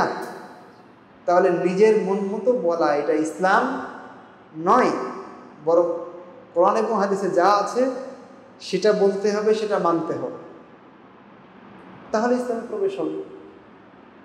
অন্যথায় ইসলাম ধ্বংস হবে, ঠিক না? আর ইসলাম ধ্বংস হলে আমিও ধ্বংস হব। তাহলে এইভাবে উনি বেশ কয়েকটা দলিল পেশ করলেন যে আমাদেরকে ইসলামে প্রবেশ করতেই হবে। এইভাবে আমরা দ্বিতীয় অনুচ্ছেদ শেষ করলাম। আমরা তৃতীয় অনুচ্ছেদে প্রবেশ করব। দেখেন উনি এখন বলবেন বাবু তাফসীরুল ইসলাম, ইসলামের ব্যাখ্যা কি, তার মানে ইসলাম কি। আচ্ছা, আগে ইসলামের পরিচয় না দিয়ে উনি কেন আগে এতগুলো কথা বললেন, ইসলামের ফজিলত এবং মর্যাদার কথা কেন বললেন? নিয়ম আছে, হাফিজ ইবনে হাজার আসকালানী রাহিমাহুল্লাহ তিনি ফাতহুল বারীতে এটা উল্লেখ করেছেন, যদি কোনো বিষয় প্রসিদ্ধ হয়, সবার জানা আছে সেই টপিকটা, তাহলে সেই সংজ্ঞা দেওয়ার আগে, সেই ব্যাপারটার ব্যাখ্যা দেওয়ার আগে সেই বিষয়ের ফজিলত এবং মর্যাদা বলা উচিত, তার গুরুত্ব বলা উচিত। তাহলে মানুষ কি হবে, ওইটা শেখার জন্য, জানার জন্য, নেওয়ার জন্য আগ্রহী হবে। এই জন্য ঠিক এই রীতি মুহাম্মদ ইবনে আব্দুল ওয়াহাব রাহিমাহুল্লাহ গ্রহণ করেছেন। আর একটা জিনিস আমি বলতে ভুলে গেছি, শুরুতে উনি কিন্তু বিসমিল্লাহির রহমানির রহিম বলে শুরু করেছেন এবং বলেছেন ওয়াবিহি আস্তাইন বা নাস্তাইন বলেছেন। এর বাইরে উনি তেমন কোনো হামসানা এরকম কিছু উল্লেখ করেন। তো এটাতে মূলত উনি রাসূলুল্লাহ সাল্লাল্লাহু আলাইহি ওয়াসাল্লামের চিঠি লেখার নিয়ম অনুসরণ করেছেন। আল্লাহ রাসূল এভাবেই চিঠি লিখতেন এবং আল্লাহ রাসূলের চিঠি পত্র ইত্যাদি লেখার, চুক্তি ইত্যাদি লেখার এই নিয়ম অনেক লেখক নিয়েছেন, বড় বড় লেখক নিয়েছেন। ঠিক তিনিও এভাবে নিয়েছেন এবং আল্লাহর নাম নিয়ে উনি বইটা শুরু করেছেন, বিহি আস্তাইন, সে আল্লাহর সাহায্যের মাধ্যমেই শুরু করছে। তো যাই হোক, উনি এখন তৃতীয় অনুচ্ছেদে এসে ইসলামের ব্যাখ্যা শুরু করলেন। তার আগে ইসলামের মর্যাদা এবং ইসলামে ঢুকতেই হবে আমাকে আপনাকে, এটা আমাদেরকে বললেন। তারপরে যখন আমি আগ্রহী হলাম, হ্যাঁ ইসলাম মানতে হবে, ঢুকতে হবে এখানে, তাহলে ইসলামটা কি, এবার উনি আলোচনা শুরু করলেন। ক্বাউলুল্লাহি তাআলা ফাইন হাজ্জুকা ফাকুল আসলামতু ওয়াজহিয়া লিল্লাহি ওয়া মান ইত্তাবা'আনি। এইভাবে উনি দলিলগুলো একে একে আলোচনা শুরু করবেন। আপনাদের কি ধারণা আছে ইসলাম কি জিনিস? উনি তো ধারণা দিবেন আমাদের অবশ্যই। নিশ্চয়ই আছে, যাই বলার দরকার নাই। ইসলাম হচ্ছে এর 2-3টা পরিভাষায় 2-3টা অর্থ হতে পারে। তার একটা অর্থ হলো আল ইসলাম ওয়াল ইসতিসলামু লিল্লাহি বিত-তাওহীদ ওয়াল ইনকিয়াদু লাহু বিত-তাআহ ওয়াল বারাআতু মিনাশ শিরকি ওয়া আহলি। অর্থাৎ তাওহীদের মাধ্যমে আল্লাহর জন্য আত্মসমর্পণ করা।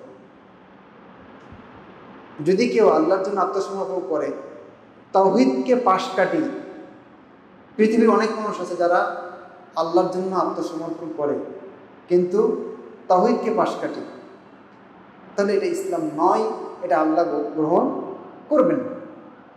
ইস্তিসলাম লিল্লাহ, আল্লাহর জন্য আত্মসমর্পণ, বিত-তাওহীদ ওয়াল ইনকিয়াদু লাহু বিত-তাআহ, এবং আল্লাহর জন্য বিনয়াবনত হওয়া আনুগত্যের মধ্য দিয়ে।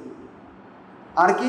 ওয়াল বারাআতু মিনাশ শিরকি ওয়া আহলি, এবং শিরিক আর শিরিক যারা করে মুশরিক, তাদের থেকে নিজেকে সম্পর্কহীন ঘোষণা করতে হবে।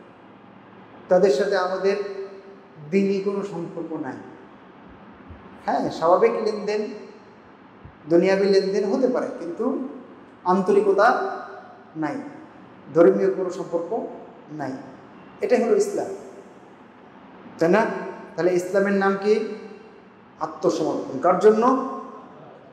আল্লাহর জন্য। আয়াত কি বলছে? ফাইন হাজ্জুকা, যদি তারা আপনার সাথে বিবাদ করতে আসে, ফাকুল, তাহলে আপনি বলে দিন আসলামতু ওয়াজহিয়া লিল্লাহ, আমি আমার নিজেকে আল্লাহর জন্য আত্মসমর্পণ করলাম। ইসলামের অর্থ পাচ্ছেন তো? ব্যাখ্যা এইভাবে উনি দেখেন কত সুন্দরভাবে অনুচ্ছেদ রচনা করে আয়াত এবং হাদিস দিয়ে উনি ইসলামটাকে বোঝাবার চেষ্টা করছেন।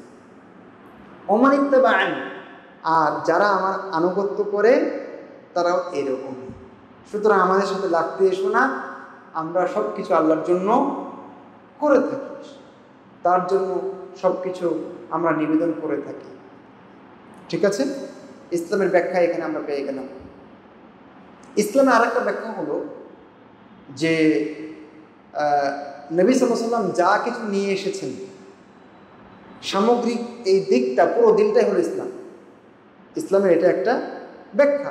তখন এর ভিতরে ঈমান আসবে, এর ভিতরে ইহসান আসবে, এর ভিতরে ইসলাম আসবে, এর ভিতরে আমল আসবে, এর ভিতরে আখলাক আসবে, এর ভিতরে মুআমালাত, লেনদেন আসবে, সবই ইসলাম।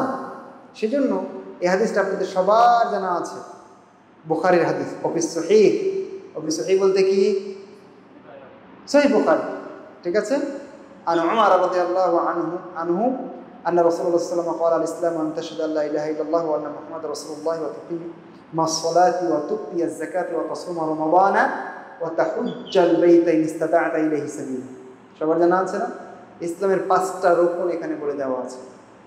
তাহলে এই অর্থেও আমরা ইসলামকে ব্যাখ্যা করতে পারি, মানে পুরো দিনটাই হলো ইসলাম। তাহলে ইসলাম বলতে সালাত, তার আগে ইসলাম বলতে তাওহীদ, ইসলাম বলতে ইত্তিবাউর রাসূল, সুন্নাহ, ইসলাম বলতে সালাত, যাকাত, সওম এবং হজ আদায় করা। ইসলামের 5টি রুকন এখানে উল্লেখ করা হয়েছে, এবং সামগ্রিক বিষয় নিয়েই হলো, এই সমুদায় বিষয় নিয়েই হচ্ছে ইসলাম। আমাদের এখনকার অনুচ্ছেদ এটা কি নিয়ে? ইসলামের অর্থ কি, তাই না? ইসলামের অর্থ কি আমরা পাচ্ছি? ইসলামের ব্যাখ্যা কি? ইসলাম আসলে কি? এটা দেখতে কেমন? সাদা না রঙিন, লম্বা না খাটো, গোল না চারকোণ, তাই না? তার মানে ইসলামের সঠিক অর্থ কি সেটা নিয়ে আলোচনা, এবং আমরা 2টা হাদিস অলরেডি পেয়েছি। অফিহি বলতে বুখারীতে আরও আছে। আনাবি হুরায়রা রাদিয়াল্লাহু আনহু মারফুআন, মারফুআন মানে যে হাদিসটা আল্লাহ রাসূল পর্যন্ত গিয়েছে, আল্লাহ রাসূল থেকে বর্ণিত হয়েছে। আর মাওকুফান মানে আল্লাহ রাসূল পর্যন্ত যায়নি, হাদিসটা সাহাবীতে গিয়ে থেমে গেছে। ঠিক আছে? আল মুসলিমু মান সালিমাল মুসলিমুনা মিন লিসানিহি ওয়া ইয়াদিহি, প্রকৃত মুসলিম সেই যার মুখ থেকে এবং হাত থেকে সাধারণ মুসলিমরা কি পায়? নিষ্কৃতি পায়, নিরাপদে থাকে, সে হলো প্রকৃত মুসলিম। ইসলামের ব্যাখ্যা এখানে পাওয়া যাচ্ছে। প্রকৃত মুসলিমকে মানে তার মানে আমি কাউকে কষ্ট দিতে পারবো না। যদি কেউ কষ্ট দেয় তাহলে এটা ইসলাম না। অন্য কাউকে কষ্ট দিচ্ছে তাহলে এটা ইসলাম নয়। তাহলে দেখেন, ইসলাম আমি একটু আগে বলেছি, এটা ইসলাম বলতে সামগ্রিক অর্থে মানুষের আচার আচরণ, এটাও ইসলামের অন্তর্ভুক্ত না? আল্লাহ রাসূল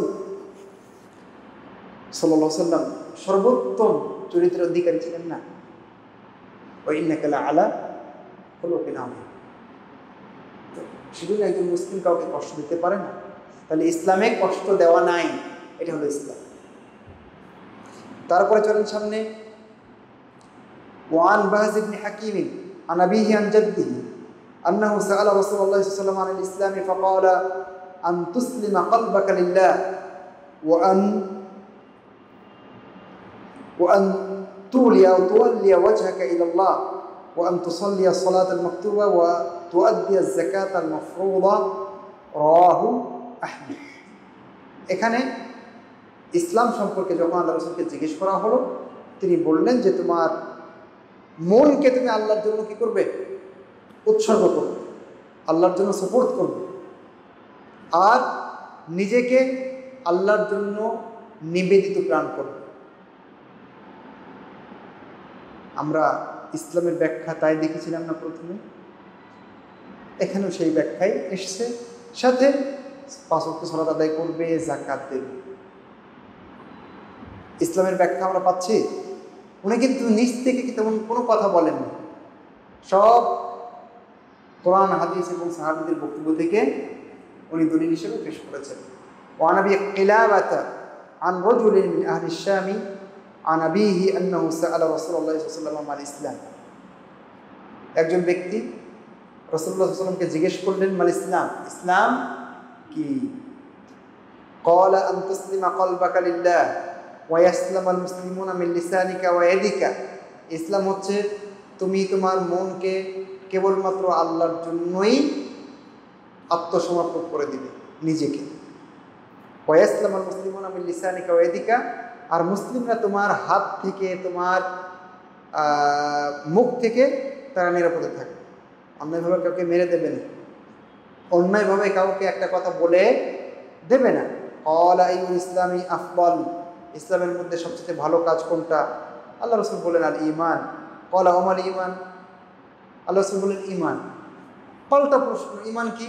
তো বললেন আন তুমিনা বিল্লাহি ওয়া মালাইকাতিহি ওয়া কুতুবিহি ওয়া রুসুলিহি ওয়াল বা'সি বা'দাল মাউত। ঈমানের যে রুকুনগুলো আছে সেগুলো এখানে বলা হলো। তো এখানকার মূল বিষয়টা হচ্ছে ইসলামের ব্যাখ্যা, তাই না? তো সেই ব্যাখ্যা কিন্তু আমরা পেয়েছি, নিজেকে কি করতে হবে? আত্মসমর্পণ করতে হবে। আর আমি কাউকে কষ্ট দিতে পারবো না, এই অধিকার আমার নাই, তাহলে আমি ভালো মুসলিম নই। ঠিক আছে, এবার আমরা চলে যাচ্ছি পরের অনুচ্ছেদ। পরের অনুচ্ছেদ হচ্ছে বাবু কওলিল্লাহি তাআলা ওয়া মান ইয়াবতাগি গায়রাল ইসলামি দীনান ফালা ইউকবালা মিন। ইমাম বুখারীও ঠিক এইভাবে অনেক সময় আয়াত দিয়ে অনুচ্ছেদ রচনা করেন। আপনি সহিহ বুখারী পড়লে দেখবেন যে অনেক জায়গায় তিনি আয়াত দিয়ে অনুচ্ছেদ রচনা করেছেন। এমনি কি সেই ইন্ডিয়ান আলেম এইভাবে বলতে বাধ্য হয়েছিলেন যে এটা ইমাম বুখারীর লেখা বই, কিতাবুত তাওহীদ? ওই ঘটনার শেষের দিকে আমি বলে গেছি। এরপর থেকে নাকি ওই নাজদি সেই ছাত্র যিনি আসছিলেন, উনি বলেছিলেন ইনি সেই মোহাম্মদ ইবনে আব্দুল ওয়াহাব যাকে আপনি প্রতিদিন গালি দেন, বদ্ধ করে। এরপর থেকে নাকি তিনি প্রতিদিন হাত তুলে তার জন্য দোয়া করতেন, উল্টে গিয়েছিলেন। সুবহানাল্লাহ। তো যাই হোক, আমরা এখন বাবু কওলিল্লাহি তাআলা ওয়া মান ইয়াবতাগি গায়রাল ইসলামি দীনান ফালা ইউকবালা মিনহু, এই অনুচ্ছেদ নিয়ে আলোচনা শুরু করব। মহান রব্বুল আলামিন এখানে আমরা এই আয়াতটি একটু আগে দেখে আসছি, যে ব্যক্তি ইসলাম ছাড়া অন্য কিছুকে দিন হিসেবে চায়, আল্লাহ তার কাছ থেকে সেটা গ্রহণ করবেন না। তার মানে এই অনুচ্ছেদের মূল লক্ষ্য কি? এই অনুচ্ছেদের মূল লক্ষ্য হচ্ছে যে কেবলমাত্র ইসলামই গ্রহণ করতে হবে, ইসলামের বাইরে অন্য কিছু নেওয়া যাবে না। অনেক সময় কিছু কিছু অনুচ্ছেদ আপনারা একটু মিল পাবেন, কারণ মিল পাওয়ার কারণও আছে। মিল পেলেও আপনার দলিলগুলো কিন্তু আলাদা আলাদা থাকবে, আর প্রত্যেকটা অনুচ্ছেদে একটু আলাদা রস এবং স্বাদ আছে। তো এখানে উদ্দেশ্য হলো যে অন্যান্য সব ধর্ম বাতিল, কেবলমাত্র ইসলাম ছাড়া। সুতরাং যদি কেউ ইসলাম ছাড়া অন্য কিছু গ্রহণ করে, তাহলে সেটা কি হবে? বাতিল হয়ে যাবে, প্রত্যাখ্যাত হবে। এই অনুচ্ছেদের অধীনে উনি মোট 2 বা 3টা হাদিস নিয়ে আসছেন। তার প্রথমটা হচ্ছে ওয়ান আবি হুরায়রা রাদিয়াল্লাহু তাআলা আনহু ক্বালা ক্বালা রাসূলুল্লাহ সাল্লাল্লাহু আলাইহি ওয়াসাল্লাম তাজিউল আমালু ইয়াওমাল কিয়ামাতি ফাতাজিউ সালাতু ফাতাকুলু ইয়া রাব আনা সালাতু ফায়াকুলু ইন্নাকি আলা খাইর থুম্মা তাজিউ সাদাকাতু ফাতাকুলু ইয়া রাব আনা সাদাকা ফায়াকুলু ইন্নাকি আলা খাইর থুম্মা ইয়াজিউ সিয়ামু ফায়াকুলু ইয়া রাব আনা সিয়াম ফায়াকুলু ইন্নাকা আলা খাইর থুম্মা তাজিউল আমালু আলা যালিকা ফায়াকুলু ইন্নাকি আলা খাইর ثم يجيء الإسلام فيقول يا رب أنت السلام على الإسلام فيقول إنك على خير بك اليوم آخذ وبك أعطي. قال الله تعالى في كتابه ومن يبتغي غير الإسلام دينا فلن يقبل منه وهو في الآخرة من الخاسرين. رواه أحمد. এর সারা কথা হচ্ছে কাল কিয়ামতের ময়দানে আমল আসবে, আমল এসে একটা একটা করে সালাত বলবে যে রব আমি তো সালাত। তখন আল্লাহ বলবেন ঠিক আছে, তুমি কল্যাণের উপরে আছো।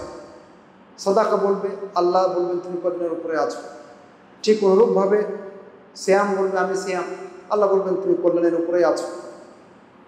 অনুরূপভাবে অন্যান্য আমলও বলবে যে আমি অমুক আমি অমুক আমি অমুক, আর আল্লাহ বলবেন যে তুমি কল্যাণের উপরেই আছো। এই সময় ইসলাম এসে বলবে যে ইয়া রব আনতাস সালাম, আপনি সালাম। আল্লাহর নাম সালাম না, আসসালাম। ও আনাল ইসলাম, আর আমি হলাম ইসলাম। তখন আল্লাহ বলবেন ইন্নাকা আলা খাইর, তুমি কল্যাণের উপরে আছো। বিকাল ইয়াউম আখুযু ওয়া বিকা উতি, তোমার কারণেই আজকে আমি গ্রহণ করব এবং তোমার কারণেই আজকে আমি দেব। তার মানে তোমাকে ধরে তোমাকে নিয়ে যারা এসেছে তাকে দেব, আর তোমাকে ছাড়া যারা আমার কাছে এসেছে তাকে ধরব, তাকে দেব না, তাকে পাকড়াও করব। তাহলে এই হাদিস থেকে যে অনুচ্ছেদটা উনি রচনা করেছেন, তারপরে এই আয়াতটা পাঠ করলেন আল্লাহ রাসূল, ওয়া মান ইয়াবতাগি গায়রাল ইসলামি দীনান ফালা ইউকবালা মিনহু ওয়া হুয়া ফিল আখিরাতি মিনাল খাসিরিন। আরেকটা হাদিস অফিস সহিহি عن عائشة رضي الله تعالى عنها أن رسول الله صلى الله عليه وسلم قال من عمل عملا ليس عليه أمرنا فهو رد ورواه أحمد. এই হাদিসটা ইমাম আহমদ বর্ণনা করেছেন। এখন আপনাদের কাছে প্রশ্ন যে ওমাই ইয়াবতাগি গায়রাল ইসলামি দীনান ফালা ইউকবালা মিনহু, এই অনুচ্ছেদে এই হাদিসটা কেন? এই হাদিস কিন্তু একটু আগে চলে গেছে, মনে আছে? একটু আগে চলে গেছিল, তাই না? যে ইসলামে ঢুকতে হবে ওখানে। তাহলে কারো ব্রেনে কিছু আসে যে জি, মানে আল্লাহ রাসূলের নির্দেশনা নাই, তাহলে সেটা প্রত্যাখ্যাত, তাই না? আর আয়াতেও বলা হলো ফালা ইউকবালা মিনহু, ইসলাম ছাড়া অন্য কিছু খুঁজলে সেটা গ্রহণ করা হবে না। তার মানে গ্রহণ করা হবে না মানে কি? প্রত্যাখ্যাত। তাহলে হুবহু মিল আছে।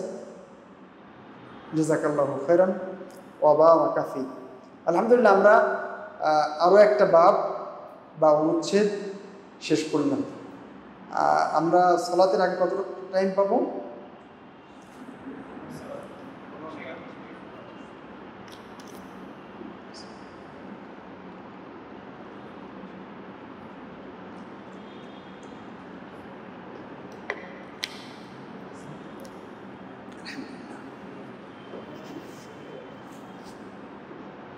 আপনারা কি আমার সাথে আছেন? ক্লান্ত পরিশ্রান্ত হয়ে যাচ্ছেন নাকি? আলহামদুলিল্লাহ। আমরা এখন বাবু উজুবিল ইস্তিগনাই বিমুতাবাআতিল কিতাবি আন কুল্লি মা সিওয়াহু, এর মানে হচ্ছে আল্লাহর কিতাব অনুসরণকে যথেষ্ট মনে করা ওয়াজিব। এর বাইরে যা কিছু আছে সব কিছু ছেড়ে কেবলমাত্র আল্লাহর কিতাবের অনুসরণ করা এবং এটাকে যথেষ্ট মনে করা ওয়াজিব। বোঝা গেছে অনুচ্ছেদটা? তার মানে আল্লাহর কিতাব বলতে এখানে শুধু কিতাব বলতে কিতাব এবং হাদিস দুটোই, কিতাব এবং সুন্নাহ দুটোই, এটাকে আমাদের যথেষ্ট মনে করতে হবে এবং এই দুটোকে অনুসরণ করে যথেষ্ট মনে করতে হবে এবং মনে করতে হবে যে এর বাইরে আসলে অনুসরণের মতো আর কিছু নেই।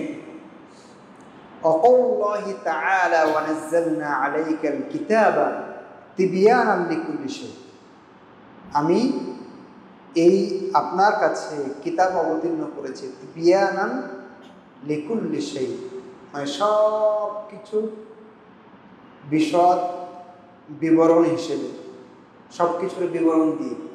কোরআন মাজিদে সব কিছুর মূলনীতি নাই, মানে আমাদের ইসলামী শরিয়াতে যা কিছু আমাদের দরকার তার সব মূলনীতি কোরআনে আছে।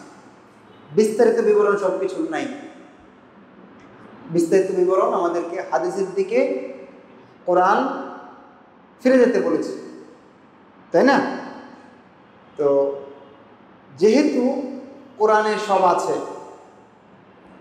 হাদিসে সব আছে, কোরআন এবং হাদিস মিলে ইসলাম, আর এ দুটোতে সব আছে, আর যেহেতু সব আছে সেহেতু আমার অন্য কোথাও যাওয়ার দরকার নেই, এটাকে আমাকে যথেষ্ট মনে করা আবশ্যক। মানে এটাতে মনে হয় নাই, আমার মনে হয় অন্য কিছু গ্রহণ করতে হবে, এটা মনে করা যাবে না। বরং এটা মনে করতে গেলে কখনো কখনো বড় কুফর হয়ে যেতে পারে, কখনো কখনো ছোট কুফর হয়ে যেতে পারে, এটা অবস্থা ভেদে বিভিন্ন রকম হতে পারে। তারপরে দ্বিতীয় যে দলিল, কোরআন এবং হাদিস অনুসরণ করে খুশি থাকতে হবে, যথেষ্ট মনে করতে হবে, এর পক্ষে এই দলিলটা আপনাদের সবার মুখস্থ আছে, তাই না? ওমর ইবনে খাত্তাবের হাতে একবার তাওরাতের একটা অংশ ছিল, এটা মনে আছে আপনাদের? সেই বর্ণনা روى النسائي وغيره عن النبي صلى الله عليه وسلم انه راى في يد عمر بن الخطاب رضي الله عنه ورقه من التوراه فقال امتهوكون يا عبد الخطاب। এই পাতা যখনই আল্লাহ রাসূল দেখেছেন তিনি রেগে অগ্নিশর্মা হয়েছেন এবং বলেছেন যে ইবনুল খাত্তাব, তোমরা কি এখনো কিং কর্তব্য বিমূঢ়? আমুতাহাউইকুন, তোমরা কি কিং কর্তব্য বিমূঢ় নাকি? তার মানে এখনো তাওরাতের পাতা দেখি কেন? কোরআন হাদিস যথেষ্ট না? তারপরে বলছেন লাকাদ জিতুকুম বিহা বাইদা নাকিয়া, আমি তোমাদের কাছে এই হানিফিয়া সামহা একটু আগে দেখে আসছি না, নির্ভেজাল দিন, সহজ দিন, বিশুদ্ধ দিন, এই দিন নিয়ে আসছি। বাইদা নাকিয়া, এটা সাদা, এটা পরিষ্কার। ওয়ালাউ কানা মূসা হাইয়ান ওয়াত্তাবা'তুমুহু ওয়া তারাকতুমুনি যালালতুম, যদি মূসা এখন বেঁচে থাকতেন আর তোমরা তার অনুসরণ করতে আর আমাকে ছেড়ে দিতে, যালালতুম, তোমরা পথভ্রষ্ট হয়ে যেতে। কি বোঝা যায়? ইসলাম, কোরআন এবং হাদিস অন্য সব আসমানি কিতাবকে কি করেছে? মিনসুখ, রহিত করে দিয়েছে। এখন শুধুমাত্র কেবলমাত্র কোরআন এবং হাদিস আমাদের জন্য রয়ে গেছে এবং এ দুটো যথেষ্ট, এর মধ্যেই মানবিক কল্যাণ আছে। সুতরাং এই বাইরে অন্য কোনো কিছু চিন্তা করা যাবে না। চিন্তা করলে, অনুসরণ করার কথা ভাবলে আমরা পথভ্রষ্ট হয়ে যাব। অফি রিওয়ায়া, অন্য বর্ণায় আছে লাউ কানা মূসা হাইয়ান মা ওয়াসিআহু ইল্লা ইত্তিবাই, যদি মূসা বেঁচে থাকতেন তাহলে আমার অনুসরণ করা ছাড়া তার উপায় থাকতো না, তার গত্যন্তর হতো না। তুমি তোমার হাতে তাওরাত দেখে কেন? তখন উমর বললেন রাদিয়াল্লাহু তাআলা আনহু, রাদিতু বিল্লাহি রাব্বাও ওয়া বিল ইসলামি দীনাও ওয়া বি মুহাম্মাদিন নাবিয়্যান সাল্লাল্লাহু আলাইহি ওয়াসাল্লাম। তাহলে আমরা এই বাবও শেষ করলাম। বাবটা কি ছিল? আগের বাবটা কি ছিল কারো মনে আছে? এখন যেটা শেষ করলাম, জি জি, আল্লাহর কিতাবের অনুসরণকে যথেষ্ট মনে করতে হবে, অন্যগুলোকে সবগুলোকে পেছনে ফেলে। এরপরে বাবু মা জাআ ফিল খুরুজি আন দাওয়াল ইসলাম। এই চ্যাপ্টারটা খুবই ডেঞ্জারাস আমার কাছে মনে হয়, এবং এখানে আমাদের অনেক সমস্যা আছে। ইসলাম ছাড়া অন্য কোনো নাম, অন্য কোনো ডাক, মানে ইসলামের নামগুলো ছেড়ে দিয়ে, ইসলামের ডাক এগুলো ছেড়ে দিয়ে অন্য কোনো জায়গায় বের হয়ে যাওয়া সম্পর্কে যা এসেছে। বলেন তো, ইসলাম আমাদের নাম দিয়েছে না? কি? মুসলিম, মুমিন, আল্লাহর বান্দা, ইবাদ আল্লাহ, আব্দুল্লাহ, ঠিক না? তো এই নামগুলো ছেড়ে দিয়ে এখান থেকে অন্য কোনো নাম আমরা নিতে পারবো কিনা, এখান থেকে বের হয়ে গিয়ে এই মর্মে কি আছে সে আলোচনা। বুঝতে পেরেছেন? وقوله تعالى هو سماكم المسلمين من قبل وفي هذا। আল্লাহ তোমাদের নাম দিয়েছেন কি? মুসলিম। আমি আপনাদেরকে বলি, ইসলাম যেগুলো নাম আমাদের দিয়েছে সেই নামগুলো কিছু আছে একদম মৌলিক নাম, যেগুলো কোরআন এবং হাদিস দ্বারা সাব্যস্ত হয়। তার ভিতরে মুসলিম, মুসলিমুন, মুমিনুন, এরপরে আল জামা, আল জামা হাদিসে আল্লাহ রাসূল বলেছেন যে আলাইকুমুল জামা। এরপরে মৌলিক নামের ভেতরে আরও আছে যে আপনার ইসলাম অনুমোদিত আরও নাম আছে, আহলুস সুন্নাহ ওয়াল জামাআহ, আহলুল হাদিস, আসহাবুল হাদিস, আহলুল আসার, আস-সালাফি বা সালাফিয়ুন। এগুলো সবই অনুমোদিত নাম। এগুলো নাম দিয়ে আমরা নিজেদের পরিচয় দিতে পারব। কিছু নাম আছে মৌলিক নাম, কিছু নাম হচ্ছে বৈশিষ্ট্যগত নাম। আমাদের মৌলিক নাম আমরা মুসলিম, আমরা সবাই মুসলিম, আমরা সবাই মুমিন, আলহামদুলিল্লাহ, ইনশাআল্লাহ। কিন্তু আমরা কেন নিজেদেরকে আহলুল হাদিস বলবো? কেন আমরা নিজেদেরকে আহলুস সুন্নাতি ওয়াল জামাআহ বলবো? কেন আমরা নিজেদেরকে সুন্নি বলবো, আহলুল আসার বলবো? কেন আমরা নিজেদেরকে সালাফি বলবো? এগুলো হলো বৈশিষ্ট্যগত নাম। কারণ যখন একজন শিয়াও বলছে যে আমি মুসলিম, আপনিও বলছেন মুসলিম, তখন কি পার্থক্য? ওর তো কোরআনই আলাদা, তাই না?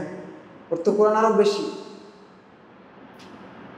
ও তো সব সাহাবীকে গালি দিচ্ছে, তো সেও তো মুসলিম দাবি করছে নিজেকে, আপনিও বলছেন মুসলিম। তাহলে এখানেই বৈশিষ্ট্যগত নাম যে আমরা আহলুল হাদিস। তাহলে বৈশিষ্ট্যগত নাম এবং মৌলিক নামগুলো অনুমোদিত, এগুলো পরিচয়ে আমরা অবশ্যই ব্যবহার করতে পারব। কিন্তু এর বাইরে অন্য কোনো নাম, সেটা বংশের হোক, দেশের পরিচয় হোক, এগুলো দিতে পারবো কেন? দিতে পারবো, কিন্তু যখন কোনো নাম নিয়ে অন্ধভক্তি শুরু হয়ে যাবে, দলাদলি শুরু হয়ে যাবে, হিজবিয়া শুরু হয়ে যাবে, মারামারি শুরু হয়ে যাবে, ওই নামটাই যেন মূল। ওই নাম আছে তো আমি আছি, হ্যাঁ, এই দল, এটা আমার দল, এর বিরুদ্ধে গেলে আমি নাই, হক হোক বাতিল হোক দেখা দেখি না। তাহলে এরকম কোনো নাম ইসলাম কখনোই গ্রহণ করে না। আমরা সেটাই দেখার চেষ্টা করবো এখানে। عن الحارث الأشعري رضي الله تعالى عنه النبي صلى الله عليه وسلم أنه قال أمر بخمس الله أمرني بهن السمع والطاعة والجهاد والهجرة والجماعة فإنه من فارق الجماعة قيد شبر فقد خلع ربقة الإسلام من عنقه إلا يراجع أو ومن دعا بدعوى الجاهلية فإنه من جثى جهنم فقال رجل يا رسول الله وإن صلى وصام قال وإن صلى وصام فادعوا بدعوى الله الذي سماكم المسلمين والمؤمنين عباد الله رواه أحمد والترمذي وقال حديث حسن সহিহ। আল্লাহ রাসূল বলেন আমি তোমাদেরকে পাঁচটা জিনিস আদেশ করছি, আল্লাহ আমাকে আদেশ করেছেন, তোমরা আনুগত্য করবে, শুনবে, আনুগত্য করবে, জিহাদ করবে, হিজরত করবে, ওয়াল জামাআহ জামাতের সাথে থাকবে। এই যে জামাত নাম, সেই জন্য আপনি জামাত কেন বলেন তো? কারণ আপনি কোরআন এবং সহিহ হাদিস সালাফি সালেহিনের বোঝ অনুযায়ী মেনে চলেন এবং যারা মেনে চলেন তাদেরকে ভালোবাসে। তার বাড়ি কোথায়, সে কোন দলের, তার নাম কি, কোন সংগঠনের, কোন মাদ্রাসার, এই সমস্ত সীমারেখা আপনার কাছে নেই। আপনার কাছে একটাই আছে যে সে কোরআন এবং হাদিস মেনে চলে এবং সালাফি সালেহিনের পথ এবং মানহাজ অনুযায়ী। সেই জন্য আমরা সারা দুনিয়ার মুসলিম যারা এই থিওরি অনুযায়ী কোরআন হাদিস মেনে চলি, ইনশাল্লাহ কালকে এই বিষয়ে আমি খুতবা দেওয়ার নিয়ত করেছি যে সালাফি সালেহিনের বুঝটা আমাদের কতক্ষণই দরকার। তো এই বুঝের উপরে যারা সারা পৃথিবীতে আছে, এদের কোনো ভৌগোলিক সীমারেখা নাই, এদের কোনো দলীয় দেওয়াল নাই, এদের কোনো মাযহাবী পরিচয় নাই, এরা সবাই জানে। এই জন্য আমরা জামা, এই জন্য আমাদেরকে বলা হয় আহলুস সুন্নাহ ওয়াল জামাআহ। ঠিক আছে, তবে সতর্ক থাকবেন, কিছু মানুষ নিজেদেরকে আহলুস সুন্নাহ ওয়াল জামাআহ বলে আর সারাদিন আহলুস সুন্নাহ ওয়াল জামাতের বিরোধিতায় কাজ করে। কিছু মানুষ সুন্নি নাম দিয়েছে নিজেদেরকে, এই সুন্দর পবিত্র অনুমোদিত নামগুলো নিয়ে তারা অপব্যবহার করছে এবং এগুলোকে কলুষিত করার চেষ্টা করছে। যাই হোক, সম্মানিত উপস্থিতি, আমরা এই জায়গা থেকে যে জিনিসটা পেলাম সেটা হচ্ছে আমাদের জামাত নিয়েই থাকতে হবে, অর্থাৎ জামাত নামটা আমরা কি করতে পারবো, ব্যবহার করতে পারবো। এগুলো আল্লাহর দেওয়া নাম। তারপরে হাদিসে যেটা বলা হলো, তিনি বললেন শেষের দিকে, আমি হাদিসের বাকি অংশের অনুবাদ করছি না, ফাদউ বিদাউল্লাহ আল্লাযী সাম্মাকুমুল মুসলিমিন ওয়াল মুমিনিন ইবাদাল্লাহ। আল্লাহ যে নাম তোমাদেরকে দিয়েছেন সেই নামে তোমরা তোমাদেরকে ডাকো। তোমরা মুসলিম বলো, মুমিন বলো, আল্লাহর বান্দা বলো। এরপরে চলেন অফিস সহিহি। অফিস সহিহি মানে এই তো শিখে গেছি। মান ফারাকাল জামাআতা কিদা শিবরিন ফামাতা ফামিতাতুহু জাহিলিয়াতুন। যে ব্যক্তি জামাত থেকে বিচ্ছিন্ন হয়ে গেল এক বিগত পরিমাণ, তারপরে মারা গেল, ফামিতাতুহু মিতাতুন জাহিলিয়াতুন, তাহলে তার মরণটা হলো জাহিলি। আমরা কি অনুচ্ছেদ শেষ করতে পারবো না? বিশ্বে শেষ করতে চাচ্ছে? ঠিক আছে, আমরা দেখি অনুচ্ছেদটা শেষ করতে পারি কিনা। তাহলে যে ব্যক্তি জামাত থেকে বের হয়ে গেল এক বিঘত পরিমাণ, তাহলে তার মৃত্যু কি? এই অবস্থায় যদি মারা যায় তাহলে সে জাহেলিয়াতে মৃত্যুবরণ করবে।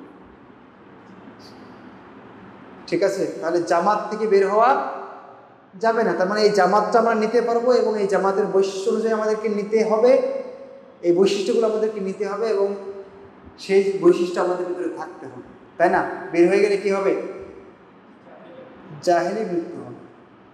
আর অনুচ্ছেদে আমাদেরকে বলা হলো যে আমাদের কি করতে হবে? কি অনুচ্ছেদ ছিল? হ্যাঁ, ইসলামের নামগুলোকে গ্রহণ করতে হবে, সেখান থেকে বের হয়ে অন্য জায়গায় যাওয়া যাবে না। ইসলামের যে পরিচয়গুলো ইসলাম আমাদেরকে অনুমতি দিয়েছে সেগুলো গ্রহণ করতে হবে, অন্যগুলো গ্রহণ করা যাবে না। এমনকি যে আয়াত, যে হাদিসটা এখন আসছে, এটা খুবই আপনাদের জন্য, আমাদের সবার জন্য খুবই গুরুত্বপূর্ণ। অফিহি আবিদা ওয়াল জাহিলিয়াতি ওয়া আনা বাইনা আযহুরিকুম। আপনি জানেন যে একবার এক সফরে একজন সাহাবী আর একজন সাহাবী কি করেছিলেন, পেছনে আঘাত করেছিলেন, একটু আঘাত করেছিলেন। যাই হোক, পরে আনসার এবং মুহাজির দুজন ছিলেন, দুজনের ভিতরে অনেক কথা হয়েছিল। পরে আনসার সাহাবী আনসারদেরকে ডেকেছিলেন, মুহাজির সাহাবী মুহাজিরদেরকে ডেকেছিলেন যে আমাকে সাহায্যের জন্য এগিয়ে আসো সবাই। তো এই আনসার এবং মুহাজির এই নামের উপর ইয়াল আল মুহাজিরিন ইয়াল আল আনসার এইভাবে ডাকা হয়েছিল।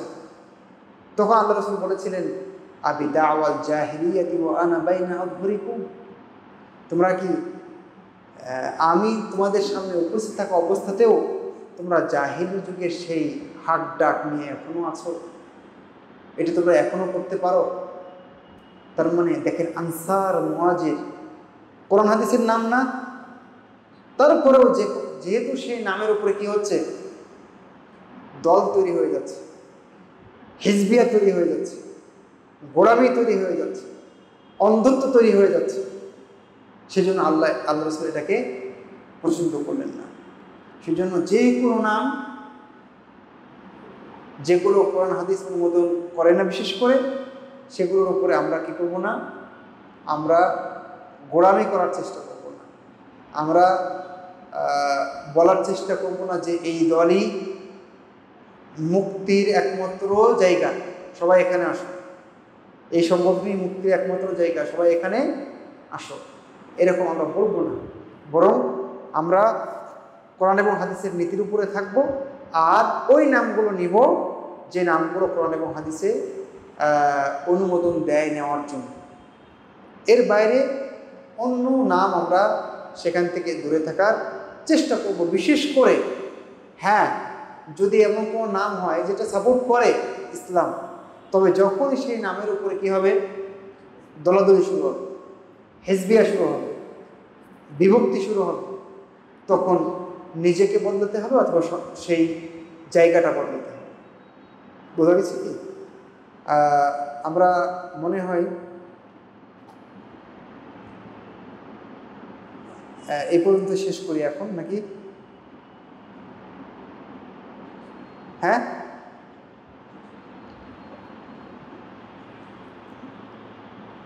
এই মর্মে আরো কিছু বিবরণ আছে।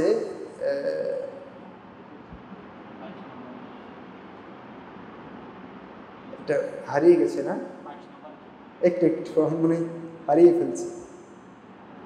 এটা হয়নি তো এখন? হ্যাঁ, এইটা তাহলে এটা শেষ হয়ে গেছে, এই অনুচ্ছেদ শেষ হয়ে গেছে। আমাদের এখন হবে বাবু উজুবিদ দুকুরি ফিল ইসলাম কুল্লিহি ওয়া তারকি মা সিওয়াহু। তো আমাদের আযান হবে কয়টায়? এখনই। তাহলে আমরা শেষ করি এখন, ঠিক এই জায়গা থেকে আমরা ইনশাল্লাহ শুরু করব। আমরা কয় পৃষ্ঠায় এখন আছি? হ্যাঁ, 23, 24, আর এতটুকু আছে, আর এতটুকু বাকি আছে। সবর করে থাকবেন তো ইনশাল্লাহ? ঠিক আছে।